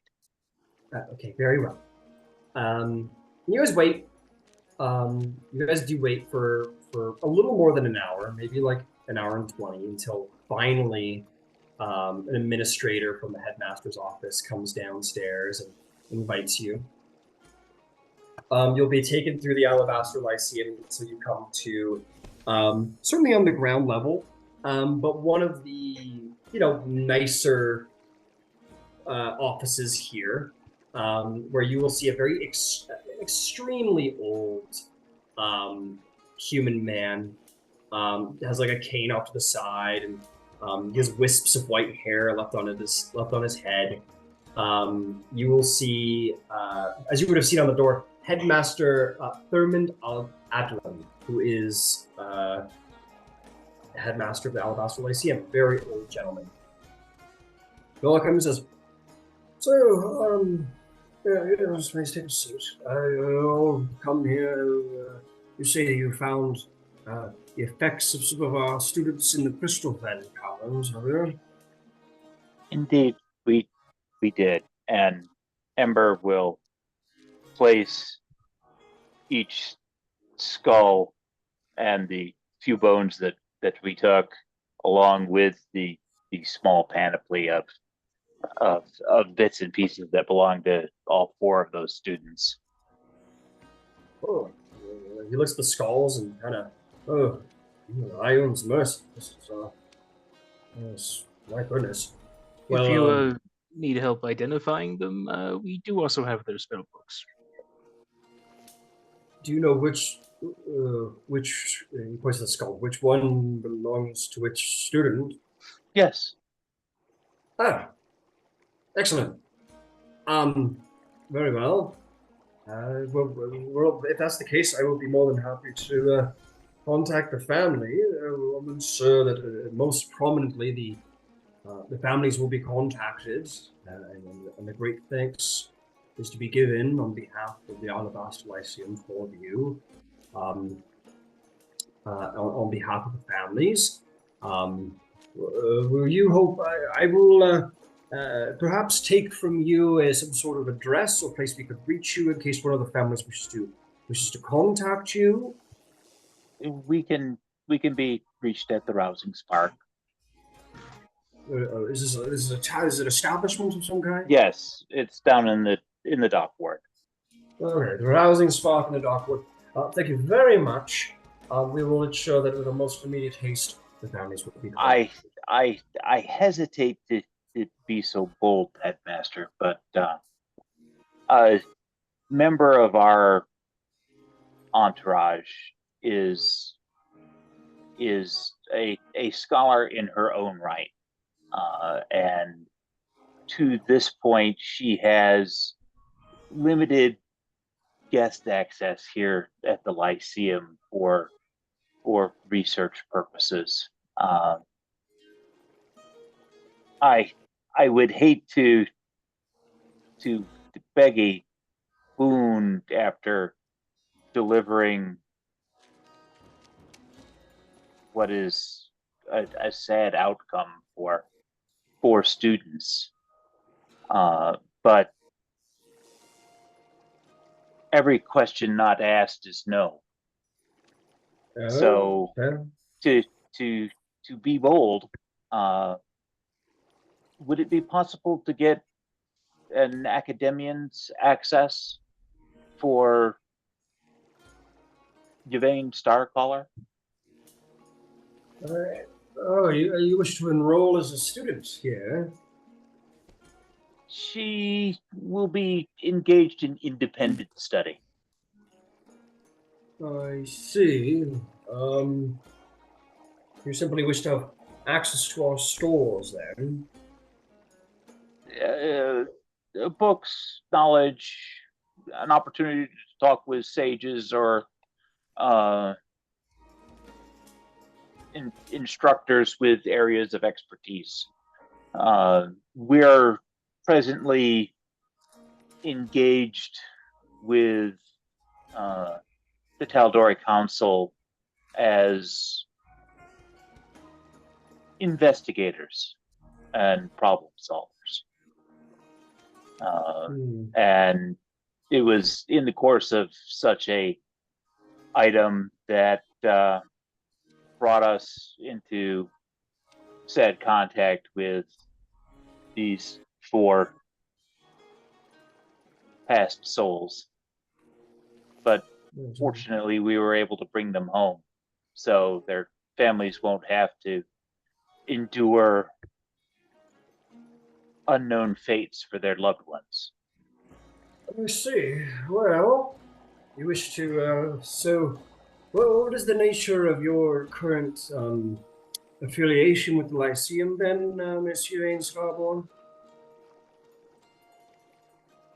I am a monk of the Cobalt Soul in good standing, and I've been given access to your libraries on sort of provisional status. And I'll show my papers, and I'll also show the papers of Allura, so he can see that I'm credentialed reasonably well. Oh, very impressive. I see. So you currently have access to library stores for the sake of research, and I guess my question to you is, what are you hoping to gain more than your provisional license already grants you? If you're wishing to actually attend classes, no, then you will have to enroll. No, but I would like access to special collections. I know at the reserve there are certain fields of research that are protected. This seems particular. You don't mind my saying. Is there something specific that you are hoping to gain access to? Well, start with anything you might have on an entity known as Orcus. His eyes go about as wide as they have so far in the meeting. Good heavens. He looks at your paperwork and he says, "This is for work on behalf of the Tal'Dorei Council?" Actually, yeah, it is.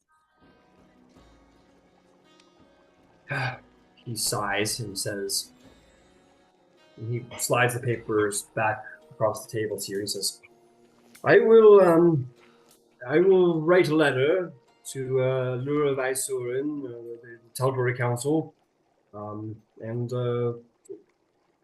speak to her on this matter on your behalf, and see if indeed it is all it seems, and make organizations with the council if possible.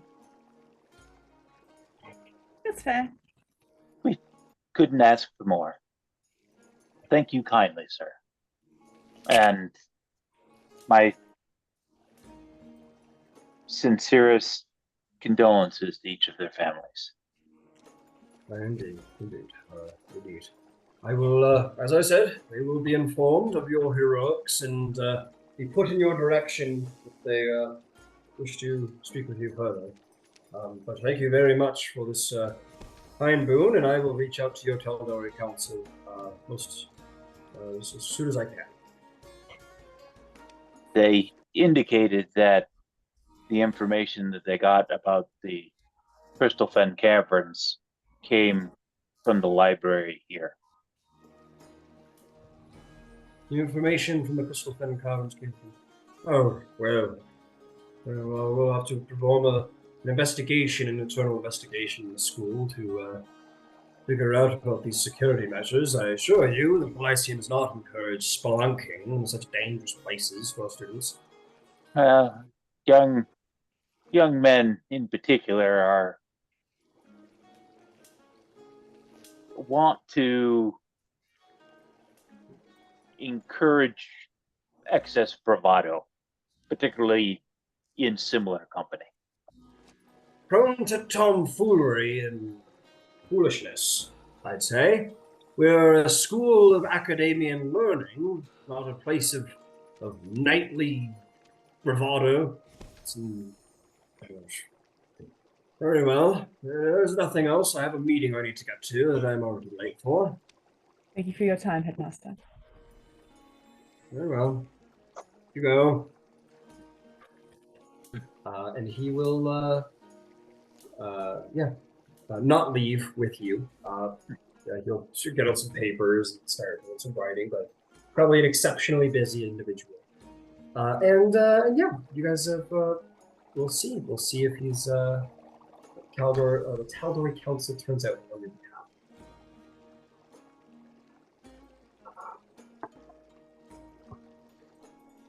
All right. So do we want to try to talk to Allura about a ship? Do we want to try to leave town? What are we doing with that? Because this is probably a good time to sort of knock out the errands. She did already offer the ship to us today.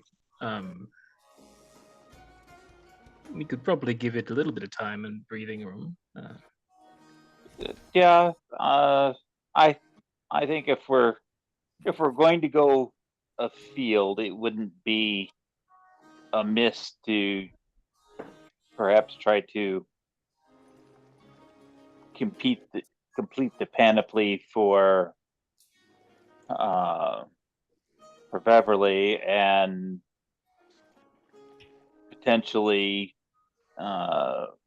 get the ceremonial pieces for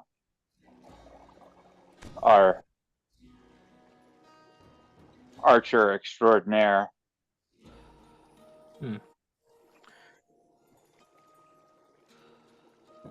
I'll be fine in this. You'll be finer in what we can get you. Besides, you don't want to embarrass Finch, do you? Oh, it wouldn't be embarrassing. She'd be with a hero. Zargle, do you want heavier armor of some kind, or? Oh, that's always been a bit of a question for me. Because I would like something a little sturdier, but I don't want anything clanky. Have you heard the way Finch grumbles about the plates? I don't want that. Tell you what, if you manage to get your hands on maybe a lightweight material of some kind, I'd be happy to work on it for you and make you a proper suit of half plate or something, or I don't know if a breastplate would help you, or something, a little lighter in that regard, but I could make one of those quite easily. Oh, I appreciate the offer. We'll keep that in mind. Yeah, as long as it's something that I can move freely and quietly in. I don't want to be all bound up. Add a character. What's Sarvold's AC? Right now, 16. Got it. Okay. He has a breastplate on. If we added, we've been through this a few times. If we added, regular half plate, that'd bump him up Yeah. 1 to 17, right? But then it would even out. He'd be back to normal on stealth. But I like to keep him at advantage on stealth. Yeah, of course. Makes perfect sense to me. And I assume mithril is not like a material you can just purchase typically. Nah, we discussed it above. Yeah. For particular metals like that, you're going to have to go seek them at the source, particularly maybe Craighammer. Might be able to mine such rare materials, but it's not something that's just sold on the market. Even some places as rare as Gilmore's will have very low stock of such things. Got it. Well, I'm going to be honest. I have at least several days of things I can be tinkering away with. And if the goal is a vacation, I probably wouldn't enjoy it doing it on a ship.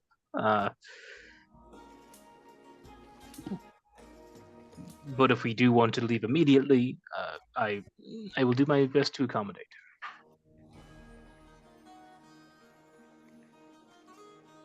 It's all right. You know something? I will. There's always next year. Let's just go ahead and. No. No. If we've got access to it, we're making it this year. Because if nothing else, the last half year has underscored the necessity of not taking for granted opportunities. If this is an item for you, what day do we need to be in? Begin with an L. It was definitely an L name. Liongor. That was it. The event, the whole cosmic event, is on the 2nd of Discar. So I would assume we would want to arrive at least on the 1st. Okay. So if we're arriving on the 1st, that means we need 3 days to travel. So that's the 29th of Curacao.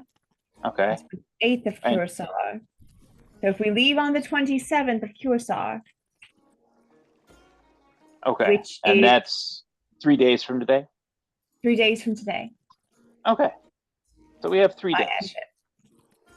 And I can work with 3 days.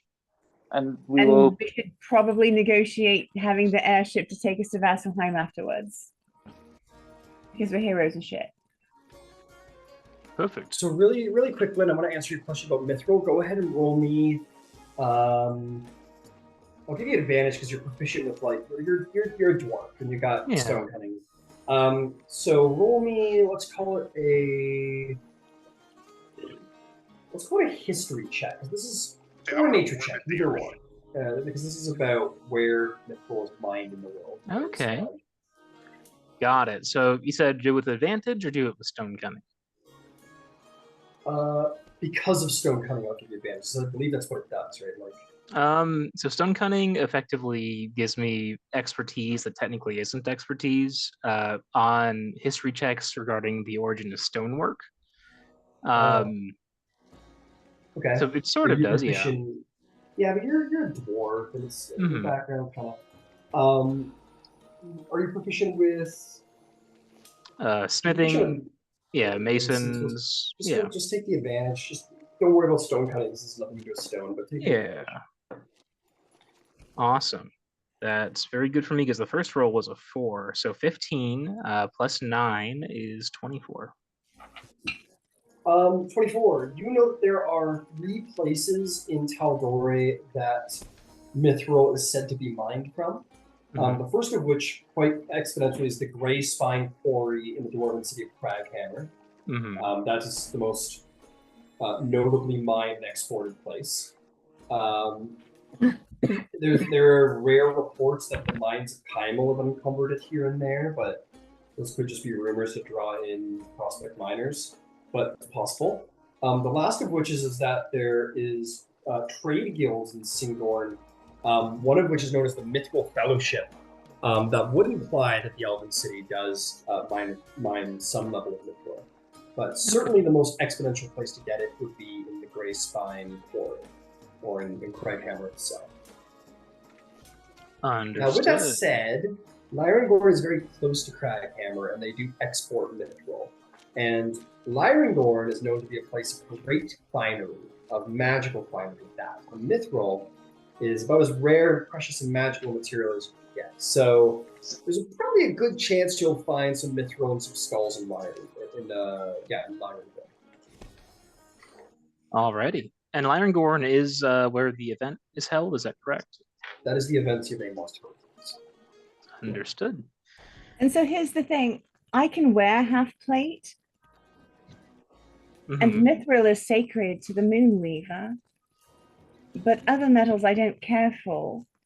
So, like, I don't know, because Finch is quite a lot bigger than me. I don't know if it would be better to make them really awesome metal plate and then try to repurpose their chitin plate for me and Zar. I don't know if that's because I don't understand your craft. As if I'm speaking out of ignorance, I do apologize. Well, if you're asking, Lint, really quick, just to throw that in there for something your Bane said. Mithril isn't. It's said to have been used in some crafts to involve the Moonweaver, but the clergy of the Moonweaver certainly doesn't consider it like sacred unto her. Yes. I am sorry. Above the table, I read that. I apologize. That's why I put that in there. I failed my knowledge check. Yeah. That was from a. Make sure to roll knowledge checks if you want to I apologize about things. So then, in which case, so then I can't wear any metal at all. I will throw there that mithril has historically been used in the creation of many vestiges of divergence. So it's a very sacred, not sacred, but it's a very, very pliable magical metal used in the craft of the greatest of magic items. Well, Elaine, if you I'll ask me the process of breaking down, say, a sort of plate into half plate is actually quite simple. You mostly remove the leggings, perhaps the greaves if you're really desperate, and but in terms of the breastplate and the pauldrons and the gauntlets, I mean, there's not really any design changes. It's simply wearing less of the armor. So that would not be difficult. Now, in terms of crafting a full set of mithril, I would need time. I would need the material. I don't think that's for me. I think I'm going to have to stick with chitin. So I know that's harder to work with. That's fine. I'm fine. I'm not that important. And would Glint be able to work with chitin out of character? I think I've asked this before, but I'm not certain. And then I know it went the run very often in the... Yeah, for the purposes of armor creation, like, you're a smith, and smithing is just using materials to create protection. And most commonly that's metal, but there's no reason why it can't be some more exotic material. So yeah. You can work with chitin. If you as have long as it's good enough quality. If you have good plating on hand, did we sell all of the Umberhulk plates whenever we were swinging by? We haven't sold any of it. Wonderful, then I could probably make you some with that. Sitting in I just imagine this giant pile of Umberhulk remains sitting in Yvain's room. Yeah. Camera just pans slightly to the left. Where Glenn's and Yvain are like writing on the back of like doing their on the back of an Umberhulk plate, and like Yvain, you've just got this like little nook to sleep in, and that's it. Your room is creature parts. It stinks. Gosh. Would you like me to make you armor, Yvain? If you can work with the Umberhulk chitin, yeah, I'm sure I can. then that would actually put Zarvolg and I in half plate. And you'd probably be able to make Beverly's full plate out of it. I was probably going to make something metal for Beverly. Well, then we can sell the rest. Speaking of, I do have a shopping list I still need to get to. Oh yes. Hey, Oh, Zarvolg, why don't you guys handle that piece? I will handle getting some appropriate clothing for Zarvolg, and we'll meet back at the Spark this evening for dinner. Wonderful. Yes. So Ryan, I have a shopping list for Gwent. Okay, yeah. I can toss it up in the Roll20 if that works. Sure, absolutely. And then we can work our way down the list real quick. Okay, cool. Let's see. You went through the materials. Yeah, and the weights and the various all things. Added some additional embellishments. The silver is that Gwent plans to do a hand engraving after creating the plate for Beverly of the side profile symbol Bahamut on both shoulders. Along with a few other things. Yeah. Okay. Let's see here. Do we have so much? This is so much material. Pounds of salt. Very cool. Interesting. Powdered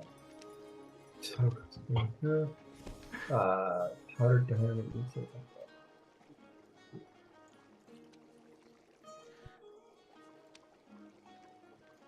So, anything you have put a price beside, totally cool with. Go ahead and add it up as you go around shopping for all these strange materials. As for the bones, of any kind. Yeah. So I want to put something out there, is that you can absolutely go to various butchers and ask them for their bones and stuff like that. You can, and I'll give this to you because you've been at this for a while. If you ask the same person too much, yeah, it gets a little sketchy. It starts to be like, hey, that's a cool magical staff you have. Why do you want bones?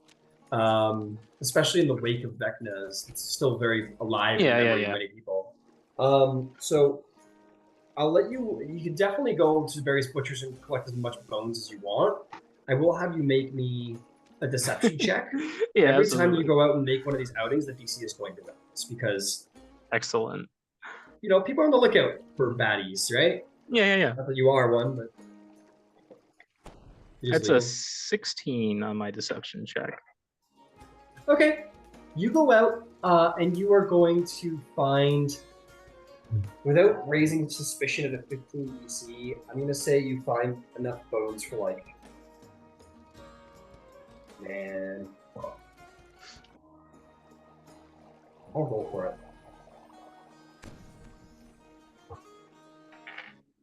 1.5 skeletons. Okay. We'll say like a small creature, but like enough to make a skeleton. As I'm sure that's what you want to make. So 1.5 worth of bones, without getting a little too weird about it. But you get some weird eyes from various butchers, but you don't get the sense you're going to have a problem. Sure. And the more you do this and stick to your moral philosophies, the more you can understand why people go grave robbing in your profession, we shall say. Okay, incredible. So that should be, if I'm not mistaken. Oh, and to create that. So I'm going to put forth, before I give you the number, because it's probably going to seem unreasonable. I allow in this game ASIs and feats, which is not usually the balance in D&D, so I try and be very careful about such weaponry. So to make such a craft is going to be 2,000 GP, 10 work weeks. Okay. And that's for So a plus one work week is weapon? 5 days. So that's the create plus one weapon. Got it. Okay. So I'll treat it similarly to how armor is made, because they put plus ones at rare and so on. But would other common, say, magic weapons, or sorry, uncommon, that are not possessing of a numerical bonus, be the similar high price, or would they be the more standard uncommon crafting time costs? They would be the standard time. So the moment you attach a plus one to it, I'm going to raise the value. Yeah. Or plus two or plus three. But anything, but yeah, like a standard uncommon item without any sort of plus bonus in there, will have the normal cost and time. Yeah, that makes perfect sense to me. Like fully on the table. The goal that Glenn has here is less building up a huge amount of static bonuses and more eventually getting magical weaponry for the skeletons in case that we end up fighting like a golem or something that resists non-magical physical damage. Yeah. So, and to that mind, like you can create a common magic item, and that's considered a magical weapon. So if you want to just give them a bunch of moon blades, like that's like that's the easy thing for melee. I'm wondering about for if there's any common ranged weapons. I can double check that real quick on a search. Bullets of walloping? Yeah, those are. That's true. Yeah, like the magic ammo would be doable. I would just have to track so much of it. Yes. Actually, the unbreakable arrows, would it be possible to make a bolt version of that? Yeah, I could get it. Okay. And if I wanted to make those, would it be made single at a time, or would it be made in like ammunition stacks, or how does that work typically? For consumables, when it comes to creating Because I would assume the unbreakable typically don't get consumed because they're like in the example of like an arrow of slaying, like that is one item, but it is considered. Well, these ones are considered consumable, so it is going to be one of the that will be. But keep in mind, Glenn, if you want to reduce creation time, you can just add an enchanter, like add someone to aid you with the enchantment process. So to create a common magic item is 5 days. Got it. So, that's why that magical enchanter is starting to look really good. You just hire someone to sit back there and just start popping out. Yeah. Okay. And is that 5 days, that's for a consumable or a full? That is the unbreakable arrow is going to be considered like it's not consumable. It will be. It will always work, right? Yeah. As I believe it says only in an anti-magic field because it loses its property. Otherwise, it is unbreakable. Got it. You could attach 2 dragons, fly at top speed, either side of that bolt, and it will still. But the 2 dragons will die as their heads get chopped off from the ropes. Because I know that Zar's a gloom stalker, right? I don't want to, get a whole lot of bright glowing things that restrict light or create large areas of light and then screw for a party member over this. But I can start working on like the unbreakable ammunition or the walloping ammunition, or see what the cost of it would be even. Okay, cool. Cool. I'll make the cost 50 gold and 1 work week to make a common magic item. Just for clarity, when I want to be unseen, I generally range out by myself anyway. So it's been the rule more than the exception that someone in our party has needed light. So I tend to go off by myself if I want to hide. Understood. It's got a 15-foot radius, right? 15 radius. Yeah. I will say, like, if you are trying to create like someone to draw aggro, like it's not as good as like advantage and disadvantage, but you got a couple skeletons running in with giant glowing blades. I mean, they're gonna be like, okay, yeah, we're gonna shoot That's them true. first. People tend to look at that is shiny true. things before other things, right? Mm-hmm. Yeah. Sure. Tell you what then. Glint's gonna start looking into crafting those, but that's gonna be like another downtime segment problem, I think. Yeah. His main goals for now is just all the other mundane stuff. In terms of potential party expenses that people want, I could have Glint start getting the materials like Glyphs of Warding and things like that. But that does get pretty pricey pretty fast.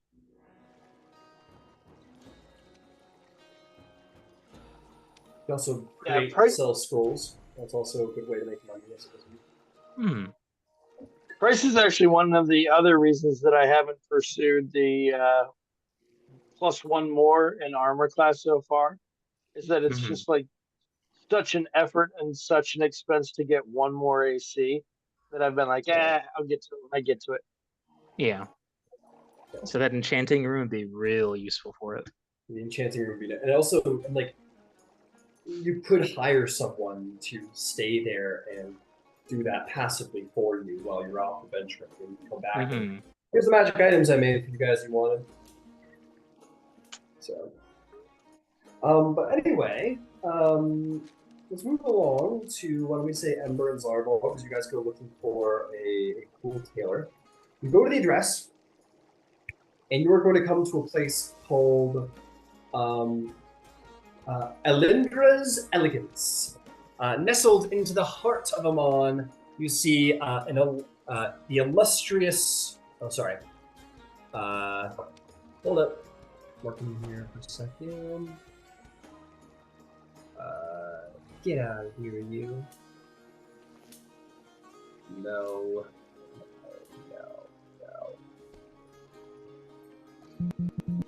Oh, Sorry. We're almost there.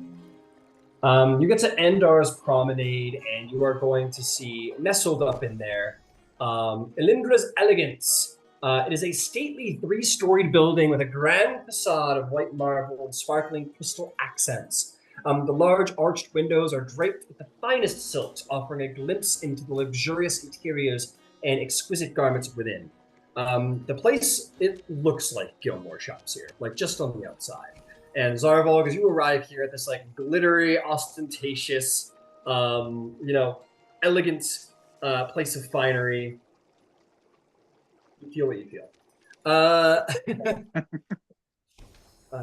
As you guys walk in, oh, please. No, just because I'll probably start to panic a little bit, and you'll be all right.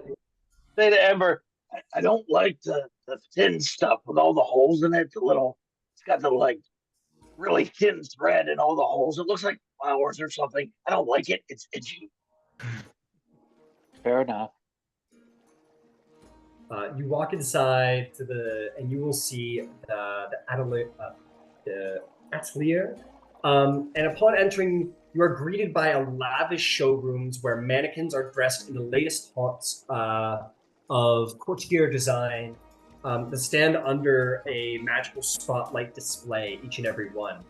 Every mannequin is in like a very sort of like flowy position. They're not just like regular mannequins, but very like, like a Lord of the Rings character art sort of thing. And beautiful designs. The floor is a mosaic of polished ebony and ivory tiles, creating an elegant contrast. And rich tapestries and plush seating areas invite you all to relax as you peruse their collections. And here you may witness the initial stages of creation, with designers sketching new concepts and presenting fabrics to various customers here and there. The walls are adorned with frames, sketches, and fashion plates showcasing Elindra's signature styles and past masterpieces. You will be approached by none other than Alindra Eloro.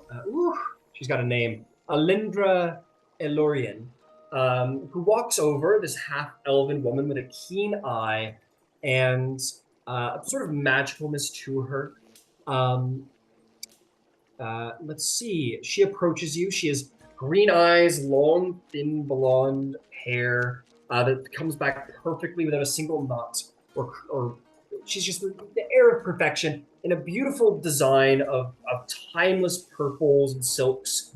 And she approaches you all, snaps her fingers, and a number of various designers will approach behind her, sketch artists and fabric holders, and she'll say, welcome. I have not seen you all here before. My name is Elindra Elorian. This is my establishment, and I will be most happy to provide you our services into the creation of perhaps maybe the finest garments you've ever worn. The likes of which Sean Gilmore of Gilmore's Glorious Goods, Carsey Sun Scales, even the great Coin Mistress herself have all frequented my establishment amongst others. I do not think you will be unhappy with what we have to provide for you today. Carsey spoke very highly of you, and that is why we are here. I see Carsey. He is such a personality. Very happy to hear that he has sent you our way. So, who will we be tailoring for? Actually, you'll be tailoring for both of us. Initially, I was just going to see to my friend here, but I'm so taken aback that I can't leave without getting something for myself as well. I see. Very good to hear.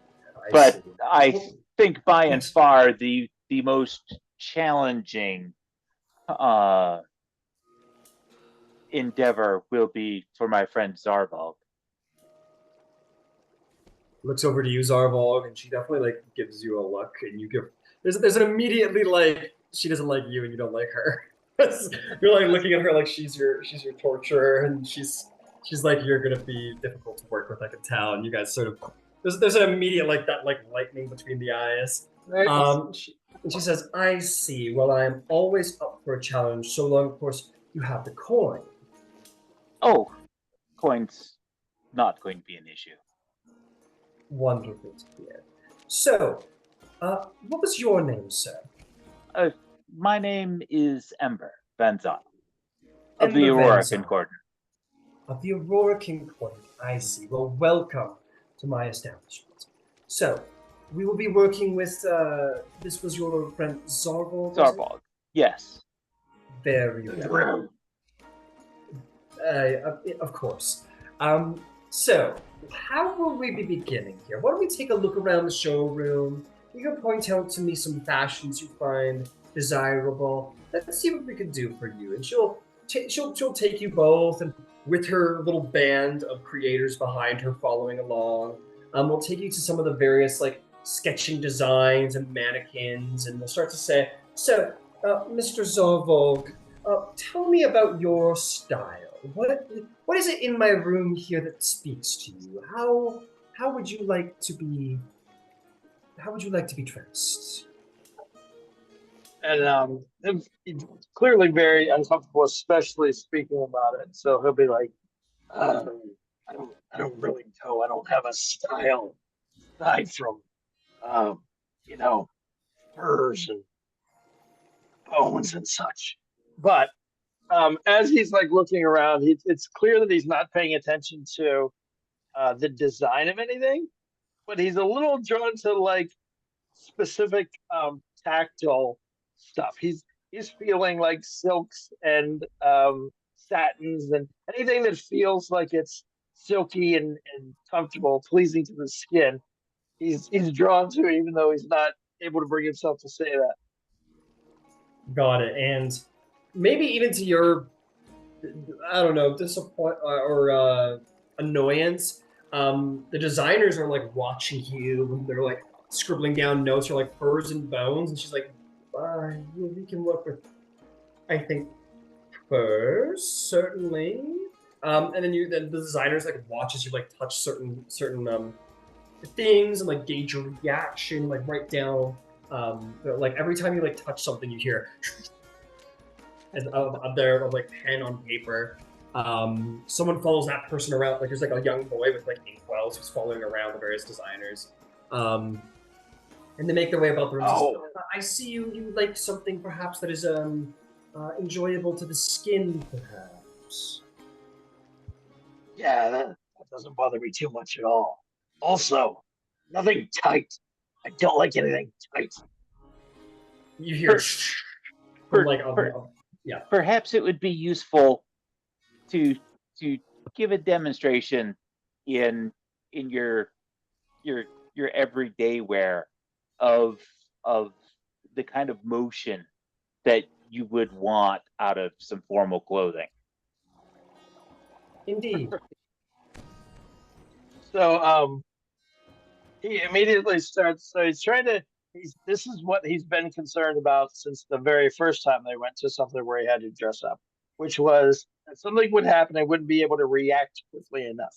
So he'll start like taking like he'll start with like a normal posture, and then he'll like quickly like flash to like some sort of like reactive type of posture, and he'll just do that over and over again in like various reactive types of stances. And he's like and that. I want to be able to move.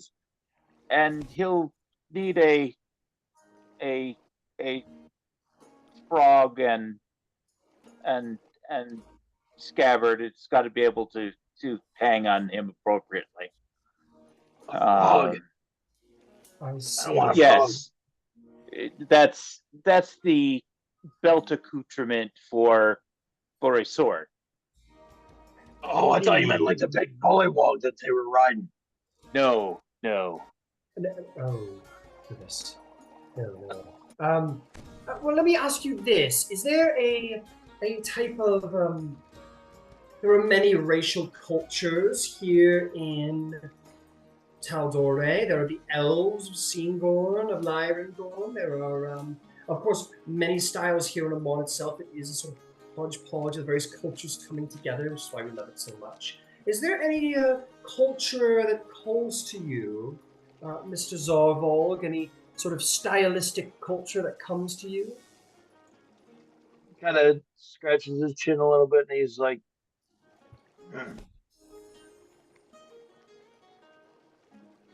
I guess something like the orcs, but not quite so dirty. Orcs. No, scratch that. We'll see about that. Yes. And some guy, like as he writes that down, scratches that out. And because we had an ex parte conversation, Ember will go. Weren't you talking about the Japanese call them hakama? They're a kind of a long, open cuff pant that are very easy to move in. They're completely non-binding. As a style, it's kind of samurai-esque pants. Hakama. Got it. Yeah, what's that look like?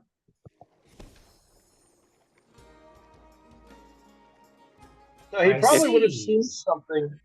He may have seen something similar to this among hobgoblins in the past, possibly. Yeah, I would say like if we were to put Japanese style somewhere in the canonic lore, that'd probably be towards like hobgoblins. Absolutely. Yes. They're often depicted wearing like the samurai armor. Right. It's very, very interesting. And she will sort of like talk with a number of the people, and she's going to say a number of fashion words that I don't know. I'm afraid. I feel like that's something that I'm missing as a DM, apparently at this point. One of your weak areas. Yeah, I guess so. One of my weak areas. I don't know like fashion words. And she's going to present you a number of images. She's going to show. You know what? I don't think she does. She's under the assumption that you don't know what you want. And she's like, right. She talks with a number of people, and they're doing it, and then a number of other people come over with like long things of fabric and sketches, and she takes one of them and she like sketches something herself, and you guys kind of like watch her for like 5 minutes as she talks to her various people. She goes, "Oh, yes, we'll take the green, we'll the silk over there. So also we need something a little bit loose, but we want also she's a ranger, so we want to be nature-esque and some. You're just getting like bits and pieces there, and you're like hoping you're doing it. She like does some sketches, and she like turns it around and shows her people. They're all every time they're always like, "Oh," like every time there's this like, "Wow, you're incredible" reaction. Eventually, she turns around to you and says, "Very well. I think we will take you then up to the second floor. It's time to get some fitting done." This entourage glides you up the stairs to the second floor that houses opulent fitting rooms, each with its own theme, from lush velvet reds to cool serene blues. And each room is equipped with a full-length mirror enchanted to provide 360-degree view, ensuring every angle of the garment's perfection. And personal attendants and master tailors are always on hand. And they put you up on one of the daises or the stools or whatever, and they start taking measurements immediately. A small army of people start taking all of your measurements, lifting your arm and such. They start like taking clothes, not like ripping it off or anything like that, but like nicely start taking off your clothes until you're like pretty down to your like your skivvies pretty much. And they start like putting fabrics over your shoulder and comparing the colors and so on and so forth until they have you in this like kind of greeny like pant with blouse, and there's like maybe like long fabric draping down your back, and like a brown leather sort of sash across your front that they take off and put on a number of times. And they ask you like about comfort, but not much else. They seem to be again operating on essentially. It's not really up to you. And then they all sort of like come and go from the third floor. And at that point,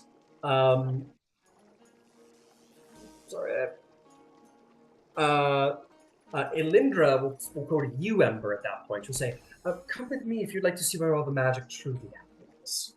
Certainly. And she will take you up to the third floor while Zarvolk is there getting, tested out. And she will take you to where the magic truly happens. You see a spacious workshop filled with the finest materials, probably from across Exandria. You see everything from dragon scales to phoenix feathers, enchanted silks, artisans, tailors, and even mages meticulous at their stations, utilizing both traditional techniques and arcane enchantments to create garments that are stunning, functional, beautiful. And in one corner, a small glowing forge can be found where you see on right here and there enchanted accessories such as little bracelets and necklaces are being made here by a skilled jeweler to complement the clothing.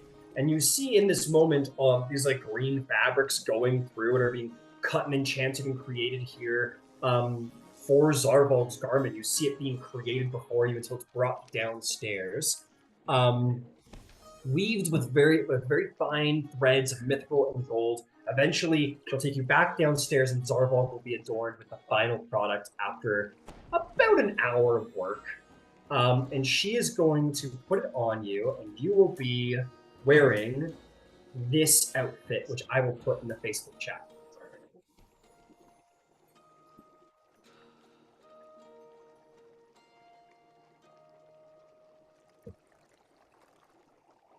Oh, very nice.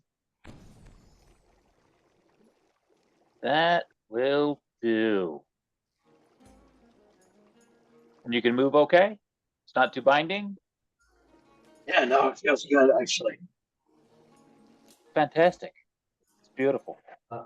You, my friend, will indeed find yourself in this magical attire. And she'll tell you a number of the various... Well, actually, this is actually... this is considered under the enchantment of the armor of cleaning. So this is a fine clothes that will never get dirty and will always seem like pristinely crafted. So it's crafted so that it'll never wrinkle. It'll never get dirty. And she'll like do that too. She'll like take like a pile, like a little thing of ink, and she'll like spray it on your cool new clothes. And the moment it hits it, it just sort of falls right off of it. You ever seen those like those like love blankets where they like pour water on it and it just falls right off and it's completely dry? It's exactly like that. She like sprays you with ink and it just like falls off of you.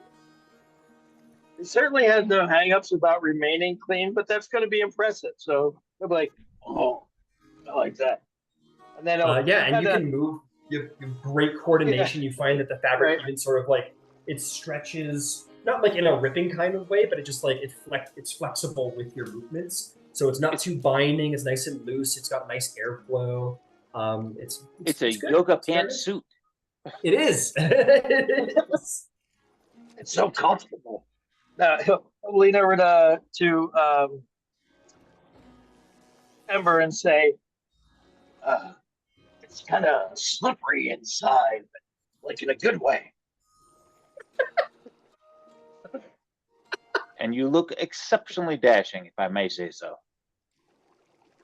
I think Kiljaya will find it intriguing.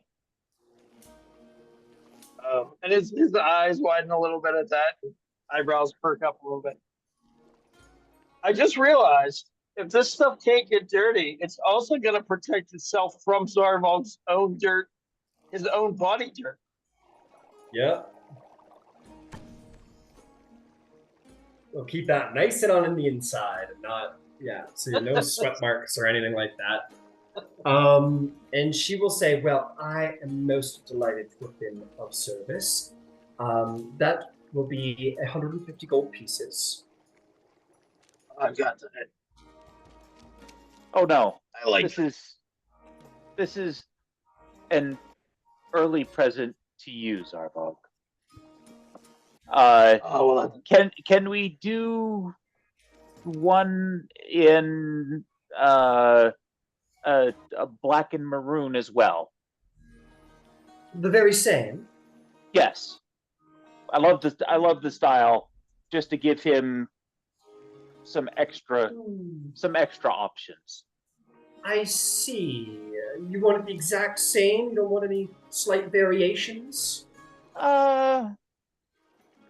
Leave it to me, dog. Leave it to me. I trust your expertise. She will nod to the others. A couple of quick words will be made. And she'll say, "You already got the first garb. I will charge you 100 for the second. Similar enchantments and all."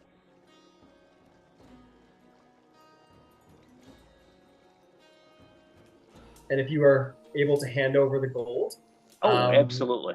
Yep, they will present you with the following garb, except indeed it is in a black and red maroon coloration.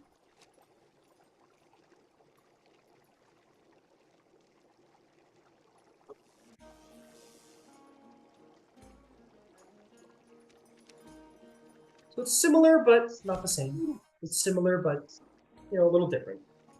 Yeah, similar style. Good luck. Yeah, nice. Very, very Atreides. That'll do. It is very Atreides. I was looking at it for a second. I was like, hang on. We've never seen that before.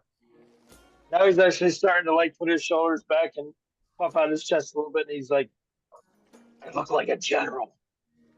Clothes do make the man, or hobgoblin in this case. Now, for you, sir, Mr. Ember, will you be requiring a garment? I would, actually. Excellent. Well, let's head back downstairs, and everybody flows back downstairs, and you'll start making your way around the room, looking at various mannequins, various materials and designs, sketch designs on the wall. She'll say, "So, tell me, Mr. Ember, what speaks to you? Fabrics, styles? What would you like?" I need something.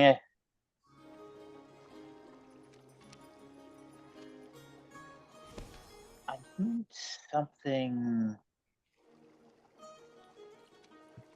that will be fitting for a celestial acknowledgement. A celestial acknowledgement. I see. How interesting. She snaps for people, and they all start scribbling notes and such immediately. The hands start moving. She says, "So, how will you be a part of this celestial I acknowledgement?" will be there in support of my friend, Vinchendgard.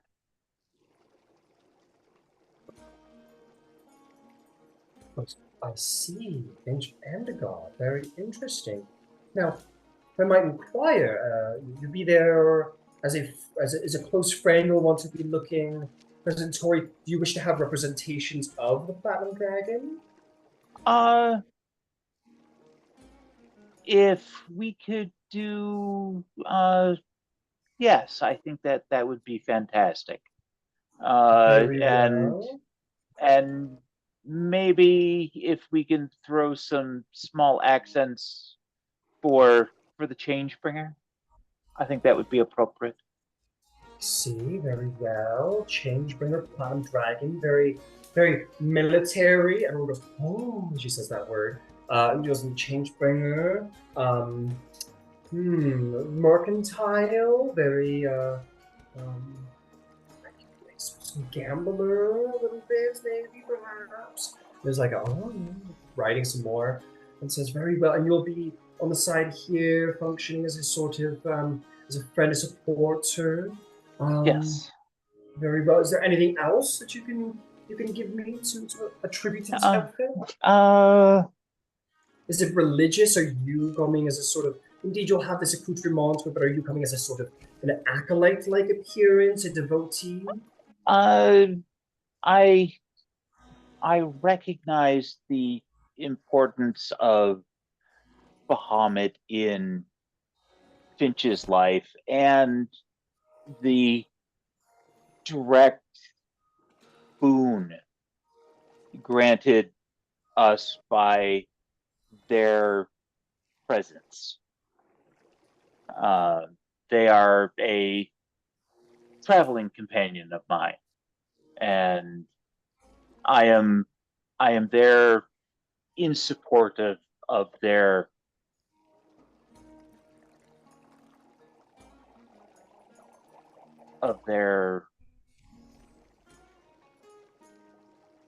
Contribution. Yes. I see. You're looking for something a little bit more suit-like, vestment-y? Are we going for a more noble look? Suit-like will do. This, is a fine garment. Read, they're the 50 gold piece high-end outfit, but it's pedestrian for an affair of this magnitude. See. And I don't want to outshine the person at honor, but I need to represent them well. Understood. Were you hoping for a cloak of some kind, or more of a coat? A single shoulder, I would think. I see, a single shoulder. Very interesting. Okay, and she's talking with her people. Such single shoulder cloak and formal to be sort of formal event. So less toward a coat, more of a cloak.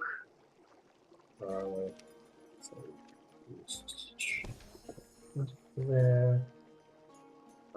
She looks through various designs, talks to people, trying to figure out the best possible way to adorn you. Blues are often put in, if I'm not mistaken, with the Platinum Dragon. Platinum's a very silvery blue color.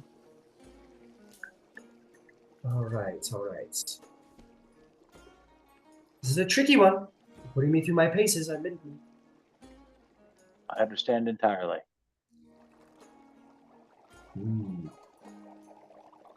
This is pretty good. Okay. I think I might know what we're going for here. All right, let's head upstairs. Let's get some measurements going, and we will start working towards what you would like.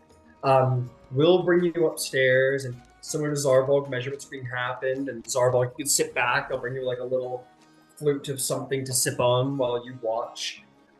She does not notably bring you upstairs like she did Ember, but you can watch them otherwise. She's very personally involved with what goes on with Ember and talks a bit. She says, so we're doing a formal. I'm thinking something a little bit almost merchant princey for Avandra, with elements of the sash, maybe sort of military type look, to represent the dragon. Let's see.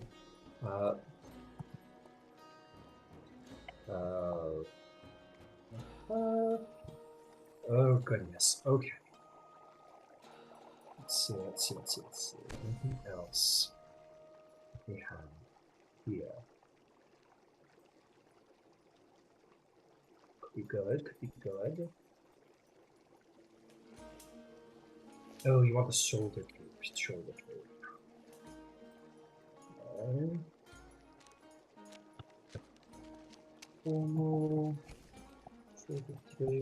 Yeah, she works with you a little longer than Zarvolk. It's a bit of a longer process. She's got a lot that she wants to put into this, combining elements of these two. Nothing too flowy, I imagine, for you. It's pretty good.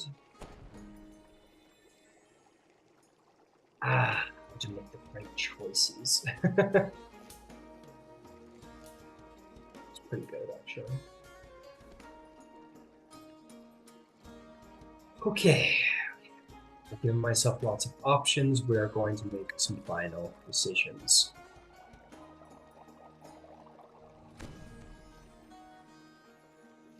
Okay. Avandra's gold, Platinum Dragon's platinum. Let's take a look. So she'll say, okay, so shoulder cape, formal, not acolyte per se. We're gonna get rid of that one. Like the shoulder cape for that. You want a single shoulder. Okay. I'm gonna go with my guts on this one, I think.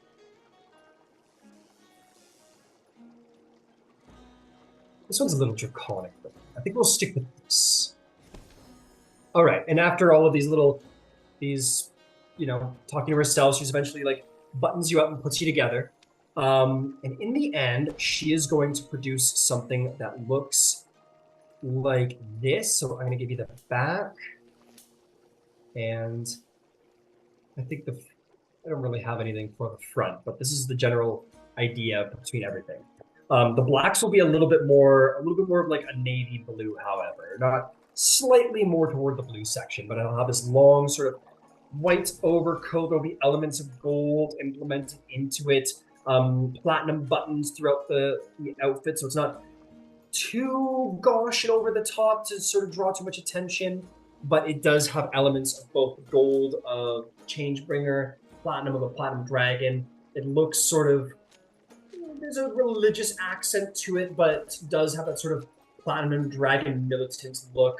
Very noble, maybe a little merchant princey in there somewhere around the front. And she'll finish it, and everyone will go quiet as you look at it in the mirror and check yourself out. She waits to see if you're pleased.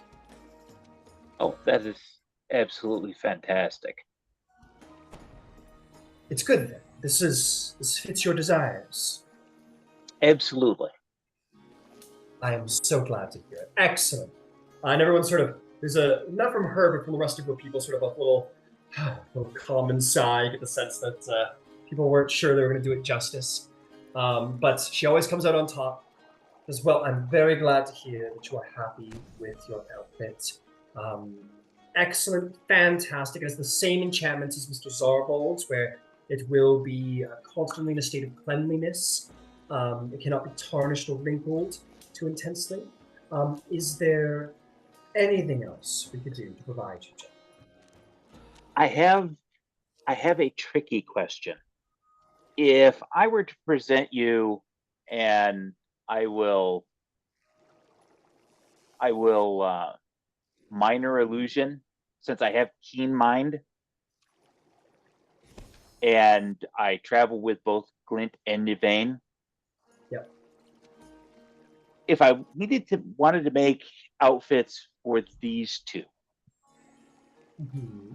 these are an accurate representation of their physicality. She And I snaps have twice. Yep, go ahead. Sorry. I have a specific idea for Yvain, but I will take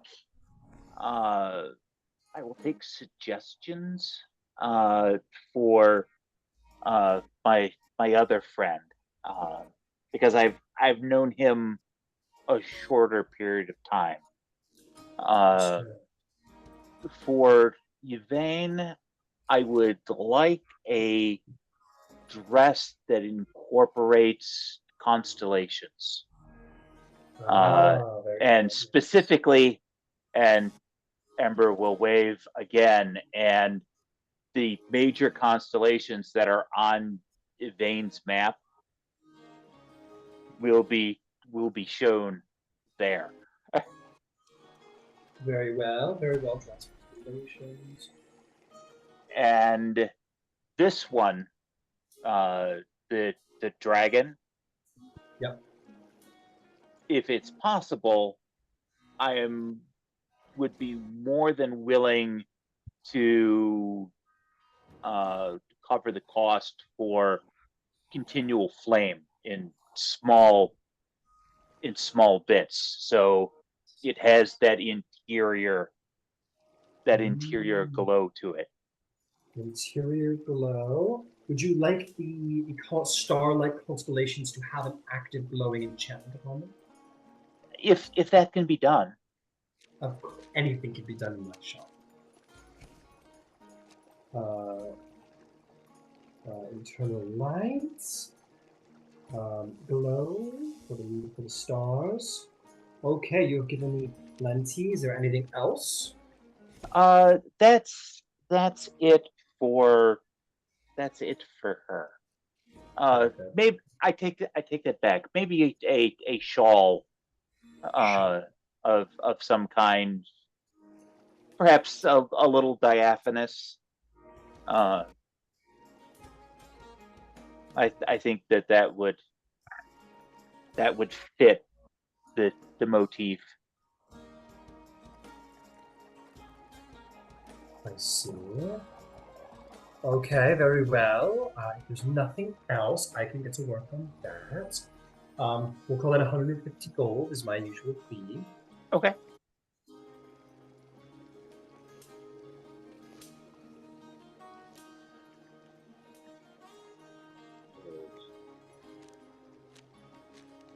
Understood. And to make life easy, Clint, I think that something in the gray green color scheme, with perhaps border accents in purple and silver. He's a arcanist by profession. So something to lend to that. He'll doubtlessly be bringing a staff of some kind as his accoutrement of choice. So something that's going to work with that, something that maybe drapes off the elbow. All right, drapes off the elbow. Very well. An arcanist, you say? I find that different classes of arcanists have different feels to their gods, different culture for every magic. So, what kind is Benevolence? They are Wizard, sorcerer? Wizards. Wizards, yes, of course. will he be needing something for the spell book? I know they usually like to display the spell book. I think More tucked away in the perhaps. I think perhaps yes. Tucked away. Very well. Does he have any particular inclination? I know that some may just study different schools, and I know there could be a different flavor.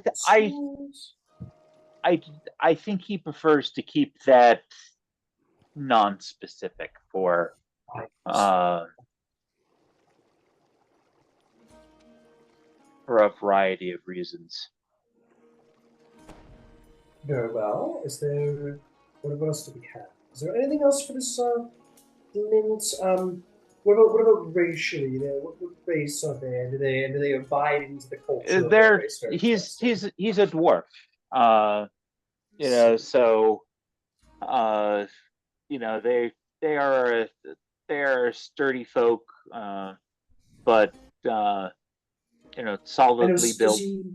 Does he go into his dwarven heritage very intensely? Is he from Craghammer, perhaps? My own personal knowledge is lacking.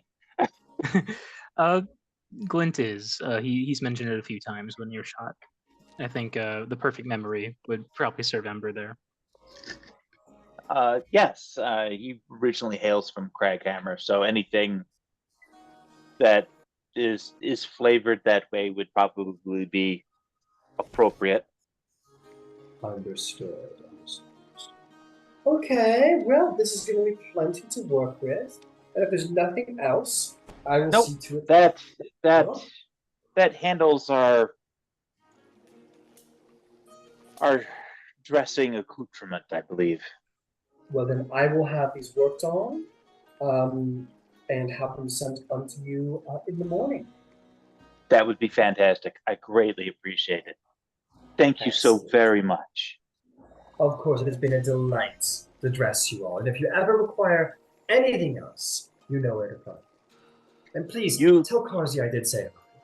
I certainly will. I'm certain that we'll see him in the not-too-distant future. Excellent. He was tied up with Gilmore earlier today, so Gilmore. You know how those two are when they're together. Yes, I can only imagine. Magic they create. Yes, indeed. Very well. Well, I have much to do and other clients to get to. I appreciate your time. Thank you so kindly. Thank you very much.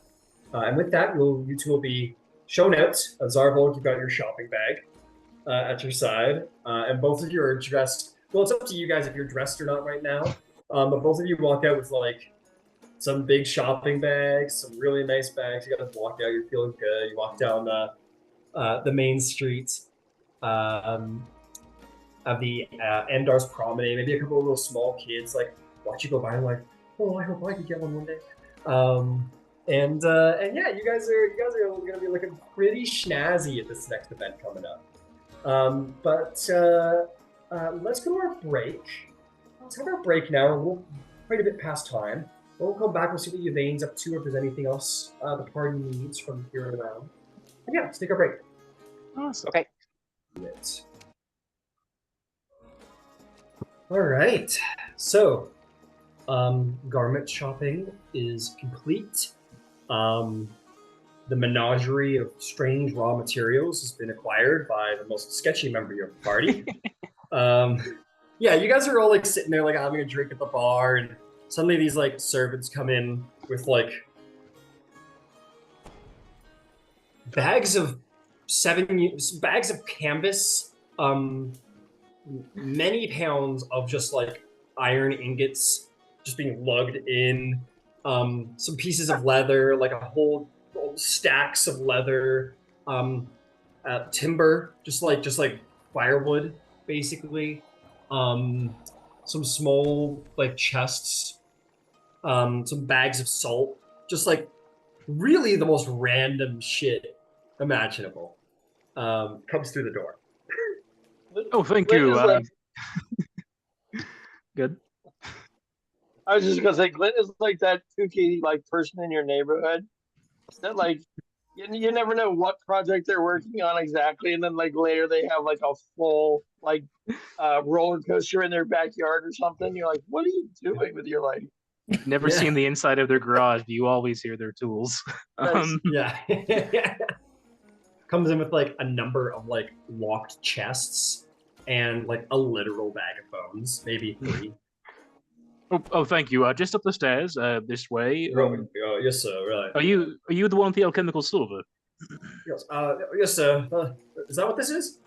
Oh, well, I believe so. I'd have to verify the different chests and contents and check the invoices. Thank you for the delivery. Yeah, right. Yes, sir. Emma's like, she's just like, as you come in, Ember, just getting this look from Emma now these days, just like, and thank you for delivering all these bones for soup stock. Like she doesn't say anything to you, Ember. She's trying to be polite. These are your friends, but this, like, she hasn't had anyone staying on the second floor of this inn in days, and weirdest deliveries. She doesn't know what's going on. Mhm. She just gives you a look every now and then that says, like, doesn't say anything, just, gives you a look. At some point, I will let her know that we are currently engaged in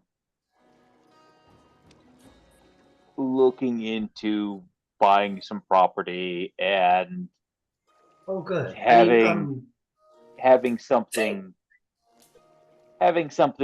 more appropriate put together for I love that. our Yeah, traveling for band. you and your group, it'll be good that you have your own space to do things, and so that's gonna be wonderful for all. Absolutely, and It'll be sad we to see should you all be- go. Yeah. we should be getting out of town for a little bit for in the not too distant future, which will decrease the strange volume Okay. to one degree or another. I see. Well, I'm so happy to hear that you guys are all. Yeah, you're growing so much as a group. It's going to be wonderful for all of you to have your own space. Yes, ma'am. Okay. She like goes down the bar and goes to talk to some of the people. And just like leaves you to your business. Yeah. I will say, you guys are all you guys are all staying pretty much for free, and she's not. Nobody's staying on the second floor, so this place is just a tavern at this point. They just sell booze and food. That's it. Nobody stays here. Maybe the Rousing Sparks, maybe 1 or 2 of them, but that's it. Yeah, Camelia's like, what smell? I don't smell anything. What do you mean? And she stays here for sure. I thought we were paying our way. Oh, we are. Okay. She doesn't know that. No, she does not. There's just more money in the coffer than ought to be there. Yeah, she's just gonna open up one day and be like, wait a second. I thought we were losing money. Now, whenever Glenn gets everything kind of like settled up and packed away, he will approach Ember and the rest of the party that are present, at least. I'm going to be a little occupied for probably the next few days. I have a few different little projects, but most of them are not exactly immensely requisite to my time. Most will just take, a few hours. If you do need me to go along for anything, let me know. If there's any outings you'd like to do, I'm happy to come along.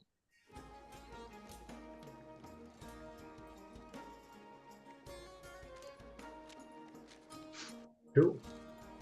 Speaking of which, Yvain, after the Lyceum, do you want to get to anything around Emon? Well, we do need to speak to Allura and just finalize what our travel plans are. Yeah. I don't think You we've done want to now, take but definitely responsibility. done. I am happy will- to do that. I will throw out there, it was said a number of times by the builder. The word persuade was used a number of times when it came Fuck, to. I am not the one to go. I just am when not it, just the when one. it came I to have, your. I have all the heart and none of the natural skill. That's. I need a clothier. I need someone just to be who clear, can that was in counterbalance regards. my lack of Yeah, charm. yeah. And just to be clear, that was in regards to like the potential property you might ask for. That's all. No. When it came to You're the, right. if you want to organize the airship, that's another story. Like that'll probably be that. No, Ember should do that. It's true. Ember, your work today isn't done. Oh, very, very well. Why don't you come with me? I will. As incredible as you guys are, and as much as they owe you, this was like your first job for them. It's like, so it's entirely possible you can persuade them, but not without some kind of role. So let's go to Cloudwatch Palace. You guys, trot your horses up to the district where the Enda guards rest their heads. The Cloud Top district. It's nice to be noble. One day I will update Cloudwatch Palace to be cool. And I'll throw out there just as a quick note, as you guys are walking through, there's something to recognize about Cloudwatch Palace is that it's like, yeah, it's a center of government, but it is also feels very museum-y. There's all kinds of things on the walls, sealed display cases of artifacts of the Tal'Dorei Republic from obviously pre-Chroma Enclave that survived, just filled with various like relics and things that are relevant to the history of Emon or the history of Tal'Dorei. But indeed, you come to. I'm gonna roll for. You see anyone cool while you're around. You come to the door of Arcanist Allura Visorin. You knock, and you will have been allowed in. You go up there with one of her stewards, we'll say. And you knock on the door, and as you open the door, you see that she is there. There's like one scribe there. It's getting a little later in the day, so there's just like one scribe who's like wrapping up work. But sitting across from her desk in a nice lavish seat, you see a beautiful woman. She has long black hair. She has points to the end of her mostly human ears. Dressed in a very, very fine dress befitting of a noble woman.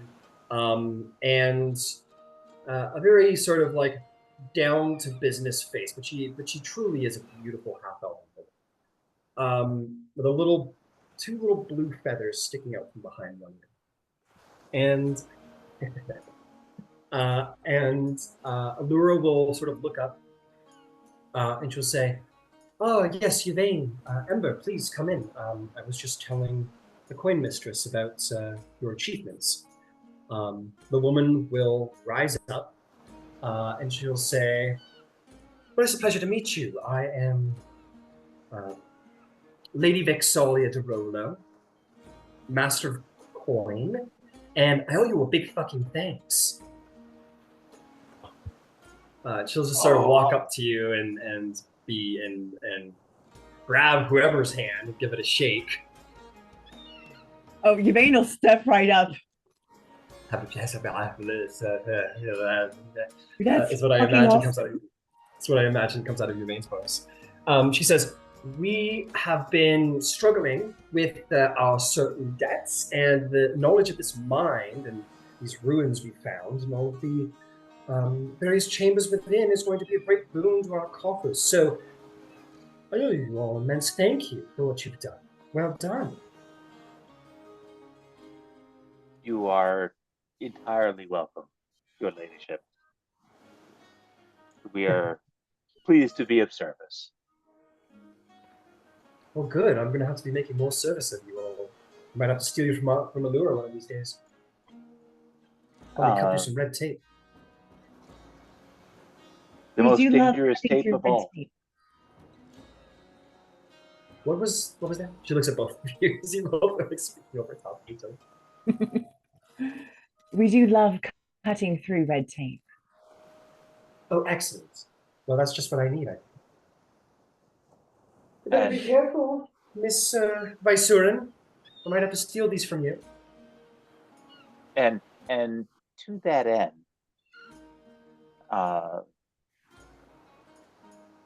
we would like to take advantage of the offered transportation to Langorn, if we could, in a couple of days hence. There's a event that is not to be missed. Oh, you want to go on vacation? Is that what I'm hearing?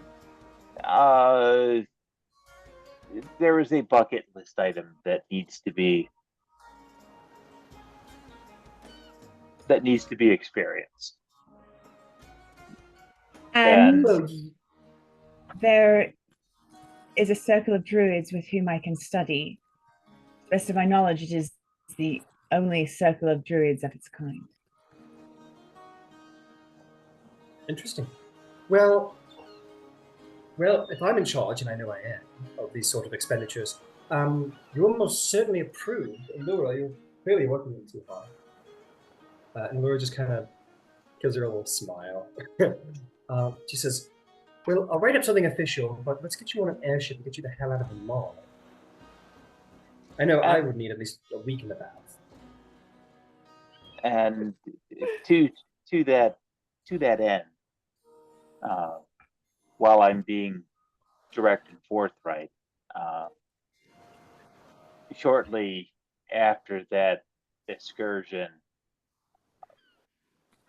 there is a desire to visit Vasselheim. Ah, Vasselheim. Haven't been there in a couple of years. Whatever for? Doing a tour of Tal'Dorei or tour of Alexandria. No. If I may? No, by all means. Well, Finch Andergard wants to go on a holy pilgrimage to the Dawn City before undergoing their rites of acknowledgement in the temple here. And Glint is supposed to be meeting with one, and she'll look at Allura, one of the makers named Gloria Ios, I believe. I'm sorry, I don't remember everything. She says, well, I don't know a lot about arcane kind of self-fulfillment. I assume that you've already spoken to Allura about all of that. But yes, no, I've heard of this Finch Andergard returning. I expect that Chemo would have my head if I didn't let her go, so I hardly see how I'm supposed to stop a paladin of that caliber. And at least not Mistress. We appreciate your kindness in helping to facilitate that. It is a lengthy trip, and people are anxious to make them and return from them to continue to be of service. And I'm most appreciative for saving my financial ass. So I guess we all get what we want in the end. Yes. Well, there is something about that. The Aurora Concordant is looking to set some roots here in the Mont. And we've had some ex parte conversations with one of the master builders. And given the prominence of several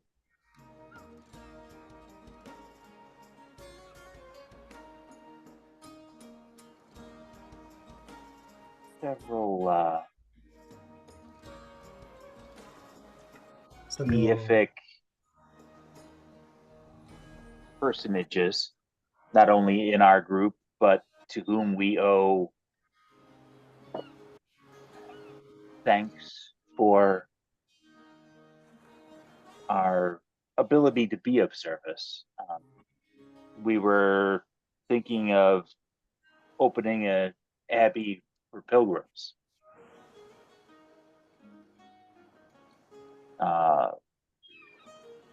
However,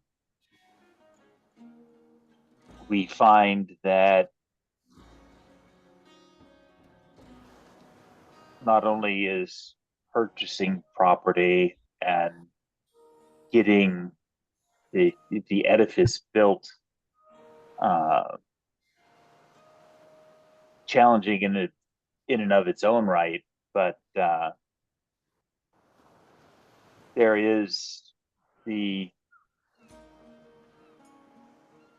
be blunt, the legal and the financial cost, which outstrips our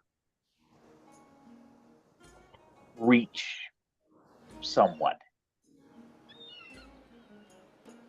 He sort of like looks up into the air just for a second and looks back and says, "So let's believe that your group is of a size of 6, and to fly there into Vasselheim and back again, not including any excursions to Lyrengor, brings us, and then the actual building of an abbey, that is 80,000 gold pieces."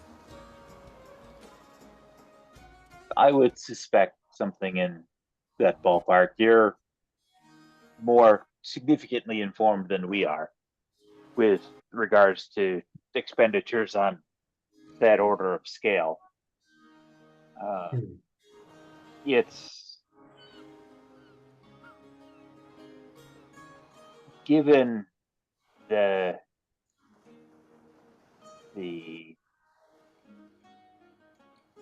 specifics around our excursion to Silar and what we found there, we feel protective of Emon, and we feel like this is the place that we want to set roots. It's a dear place and has become more dear knowing how precarious things were until very recently. I see. She thinks to herself for a second, not terribly long. She says, "I recall reading your contract of patronage and reviewing a portion of it that stated that you were all given at any time the ability to back away from your contract and your work. Yes? You recall? Yes. This is a rather heavy investment, I understand, and we in the Tal'Dorei Council, though hopefully will be compensated due to your excavation, money's tight. We've had to rebuild this entire continent really in a short matter of time. Would you be willing to make an addendum to the contract stating that your term of employ is not forever, but at least for a length of time to show some legal level of loyalty? I'm for my own self, I'm certain that is fine. I'm happy to be of service. I would want to take that to the other members. I don't foresee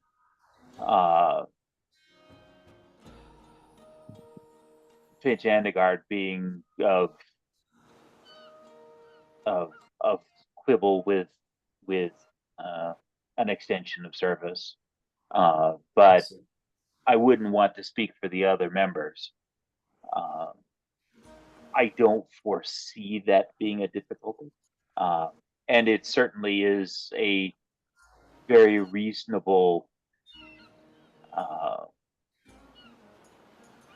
request to balance the investment.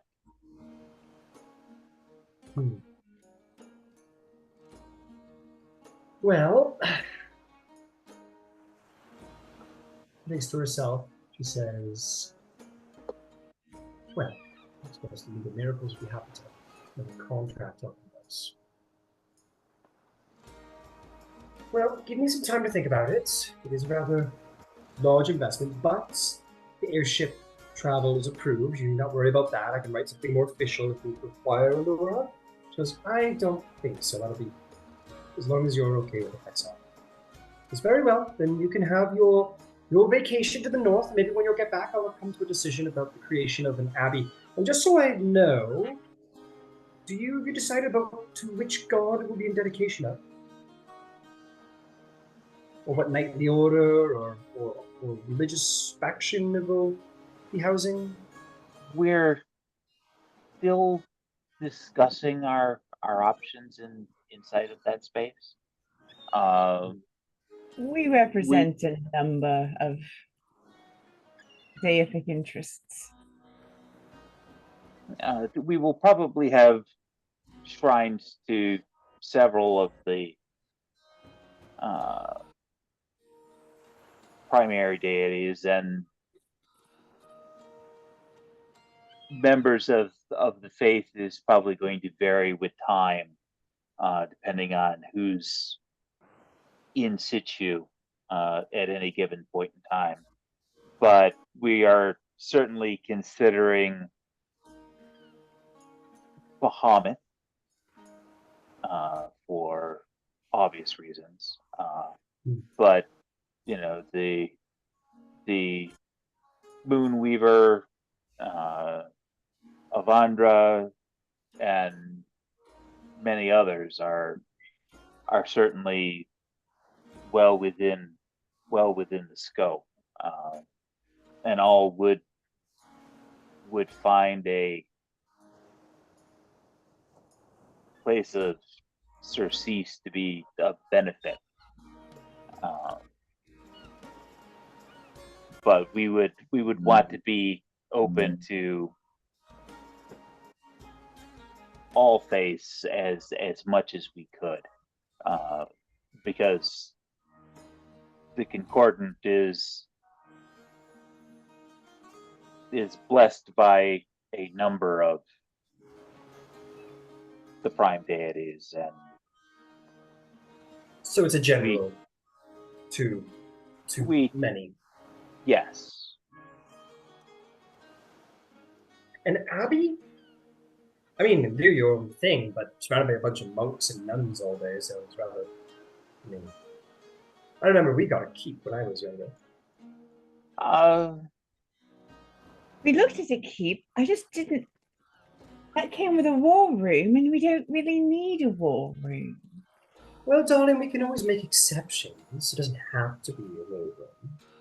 I think it would be needing to be fitting of a keep per se, but I don't think we need to be so specific. Perhaps a dining hall or a stable instead? I think that would make sense. It's a keep after all. I mean, where are you supposed to keep the cavalry? Perhaps there's something to consider then. Certainly. But as you said, you need time to consider those details, and we need time to do that. So perhaps we can schedule further discussion for once we're back from vacation. Very well. Makes sense. Just make sure you're making the right decision, because we can't unbuild it, or at least I'll be pretty pissed off if we do have to. Oh, so, absolutely not. Well, make a good decision, and we'll see you when you get back, and we'll see what's been approved. And we'll also think about, we'll talk to the other counselors to see if the City of Emon requires structure that could help justify the costs. I know that we Grayskull Keep is now more of a museum, but maybe we might just need something like that again. Anyway, we'll talk when we get back. And thank you both for seeing us on short notice. It's a pleasure to meet you, Coin Mistress. And Allura. Yes, a pleasure. Emon was a lot better when you all came around. Threw giant shiny rocks at us to make us more rich. We're glad to help. Allura, if I may have just a quick, if I recall, our contract said something about my being able to access information. So He looks up from her work because she just kind of like, she had tuned out at a certain point as she had kind of hijacked the meeting of Vexalia, so she kind of looks up and goes, you may sorry, recall yes. you may recall I've been doing some research into the Shadebearer, and I've recently learned that what the seal was protecting may have been it may have been a seal that was protecting from a portal to wherever the hell Orcus is. So I would like access to their special collections on Orcus.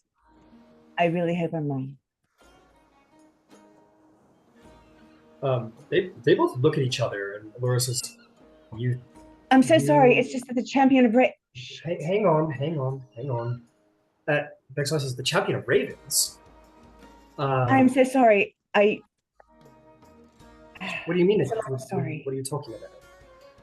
All right, so you may have heard that there were some disturbances at the Silvercut Crossroads recently, mainly an army of the undead. We were responsible for disanimating them. There was a wraith who was the undead of the Archdruid of Andros, who was their Archdruid during this scattering war, all right, protecting a skull. That skull happened to be her son Varys. When we got rid of all of the undead, he helped us.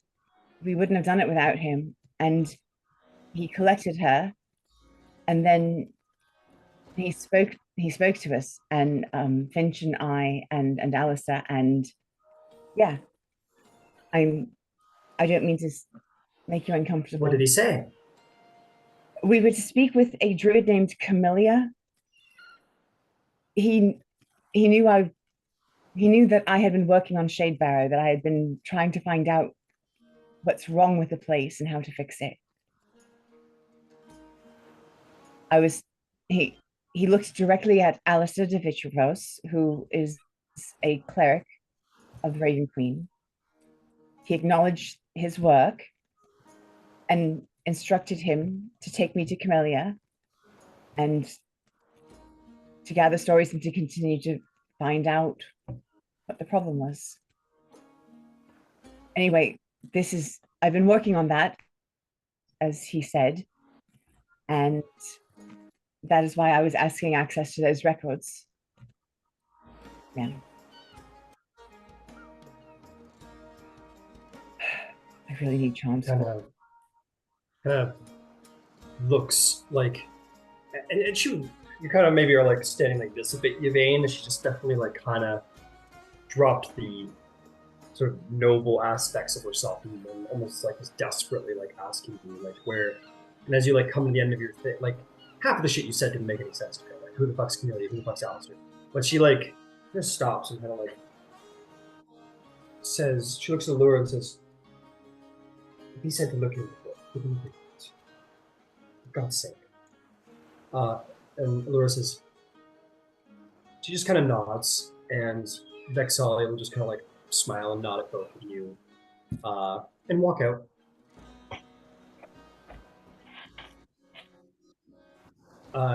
You'll see there's a bit of a frown on Allura's face. Just says, "I'll write up an approval for you."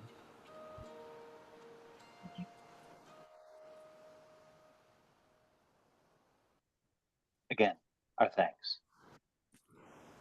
And when next you meet with Coin Mistress, please extend our apologies for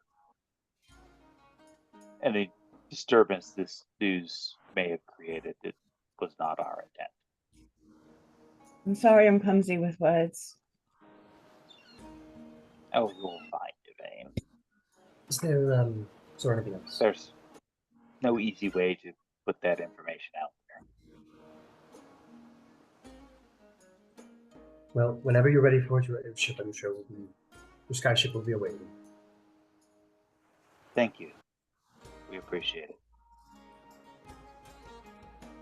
And she just kind of, with that, just kind of puts her head down, goes back to work. But the mood definitely shifted with Allura after Vex walked out. We'll see ourselves out. Yeah, it was a little like, just try and, you can roll an insight check if you want to garner what's going on, but Yeah. I'm really good at it. It's a 15 on the dice plus 11, 26. God, how bad did I fuck this up? Allura is she's a very kind woman.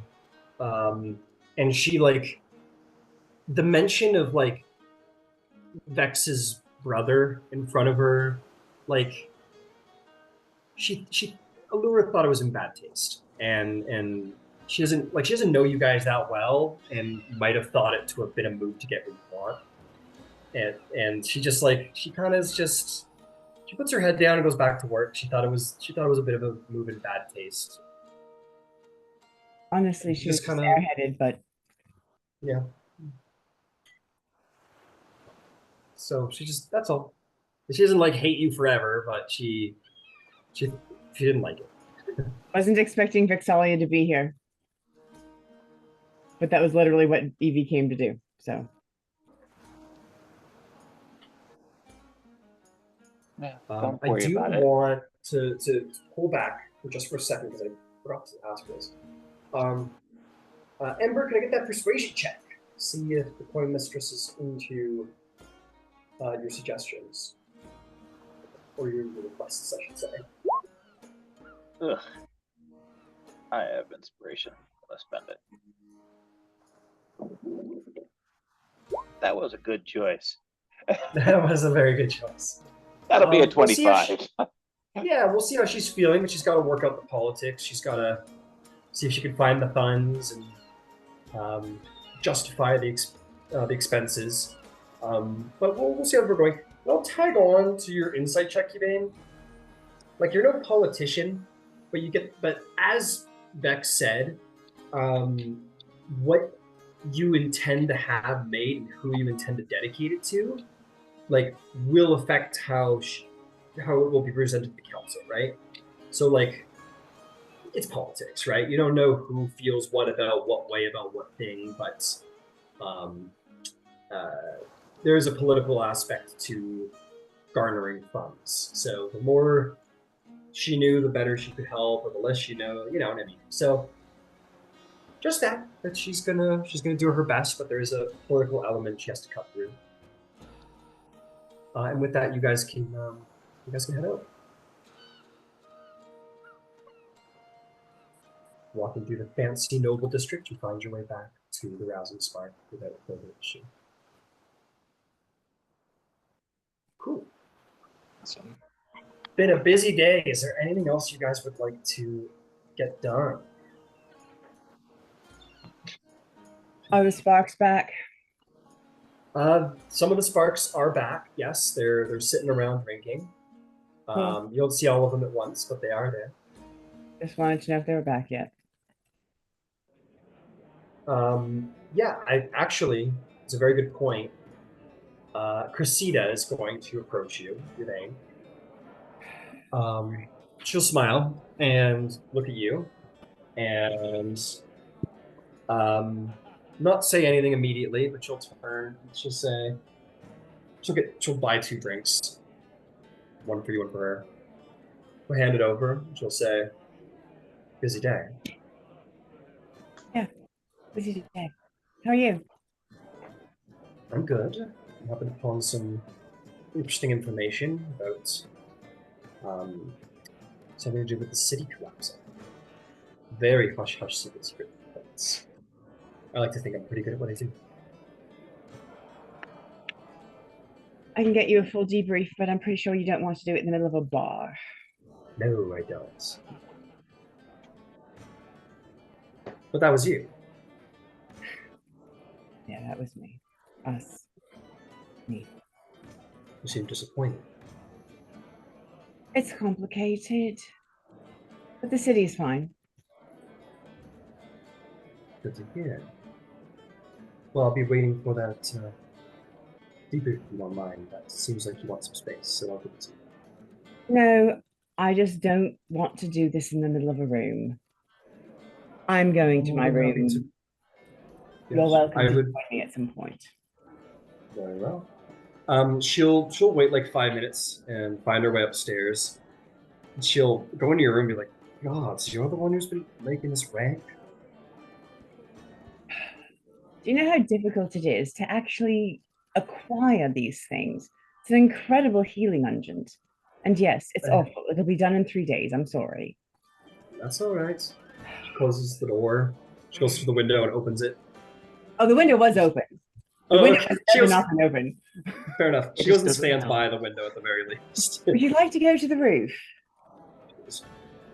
Yes. Great. She'll grab the edges of the window and just swing her legs out and like thrust them upward, and she'll very acrobatically just shoot herself up onto the roof. Yeah. I'm going to turn into a white raven. Actually, what time of day is it? It's evening. The sun's going down. I'm going to turn into an owl and fly up. Yep. Turn into an owl. I'm not going to repeat the last time. But you find Cressida there. And I've already started doing the terraforming, so there's a fairly decent garden. It's already looking pretty. It's not organized quite yet. There's no seating and such, but it's understood. I'll start working on your terraformation. But yeah, you get to the roof, and she will look at you and just kind of sit down. Oh yeah, you want to sit, and I will tell her everything, absolutely fucking everything. Got it. And she listens, and she will sort of like whatever drink she's got, she'll swirl it and kind of say, so the Tal'Dorei Council wasn't aware of these this aboleth city.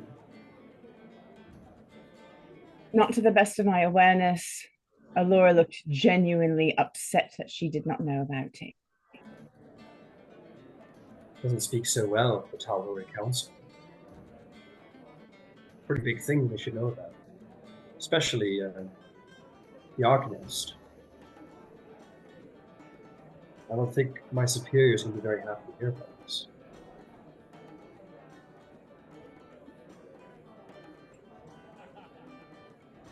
They're drawing up a... Ember's going to be making a map of Solar. Once I get my hands on it, I will see that you have it. Thank you. I also have a map of the sewers. I will get a copy of it to you. Thank you.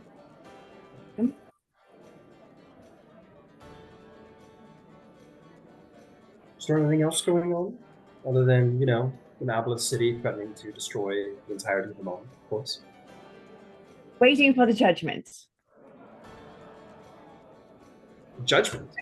The whole part where I had a price, right? Where I actually made a bargain where I could be bought. Yeah, I'm waiting for the judgment about that. You want a judgment? Not particularly, but I'm having a hard time processing it. And I'm making errors, unforced errors that are stupid, so.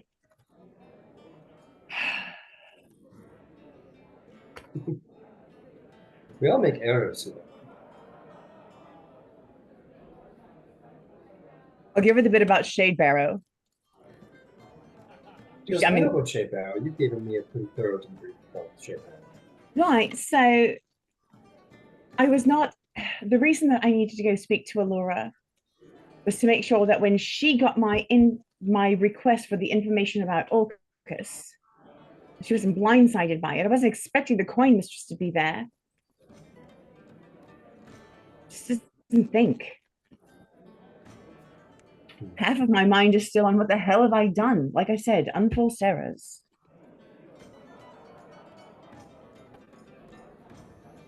What do I do?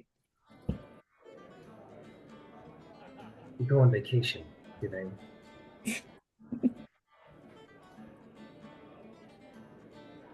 And when you get back, hopefully you'll have figured yourself out a little bit. What it is you want, what's best to be done. You know, my job as an expositor isn't just leaping from roof to roof and kicking in doors and knocking out bad guys. It's going to bowls and talking to people and being discreet and finding out what they know while keeping what I know hidden. It's a game of chess. Maybe that's what you should do while you're away. Pick up chess. Dragon chess. Teaches you to... You play chess? Oh, yes. Plenty. It teaches Alright, you to play 3 moves ahead. Keep Yeah, I your play secrets chess. to yourself. Oh, good. Well, we Yeah, should play a right. game sometime. Anytime. I've missed it. I haven't had anyone to play with. Well, maybe when you get back. I would like that. Take some time to brush up, because I'm pretty good at it. Really? I like to think so. All There right. hasn't been many who can defeat me in a tactical game. Alrighty then. I look forward to coming back. Take care of yourself, again. Thank you. She'll just like without warning, give you a little kiss on the cheek. And then she'll stand up, dust off her pants, and sprint down to the edge of the roof of the Rousing Spark and leap off of it and onto the next building top and disappear into the buildingscapes of the Milan to wherever it is that Hercules take her. Spend the rest of my night terraforming and sleeping under the stars. Fair enough. With that, we will call an end to this most check in the box session, shall we call it? But you guys have secured yourself a passage for a vacation, which is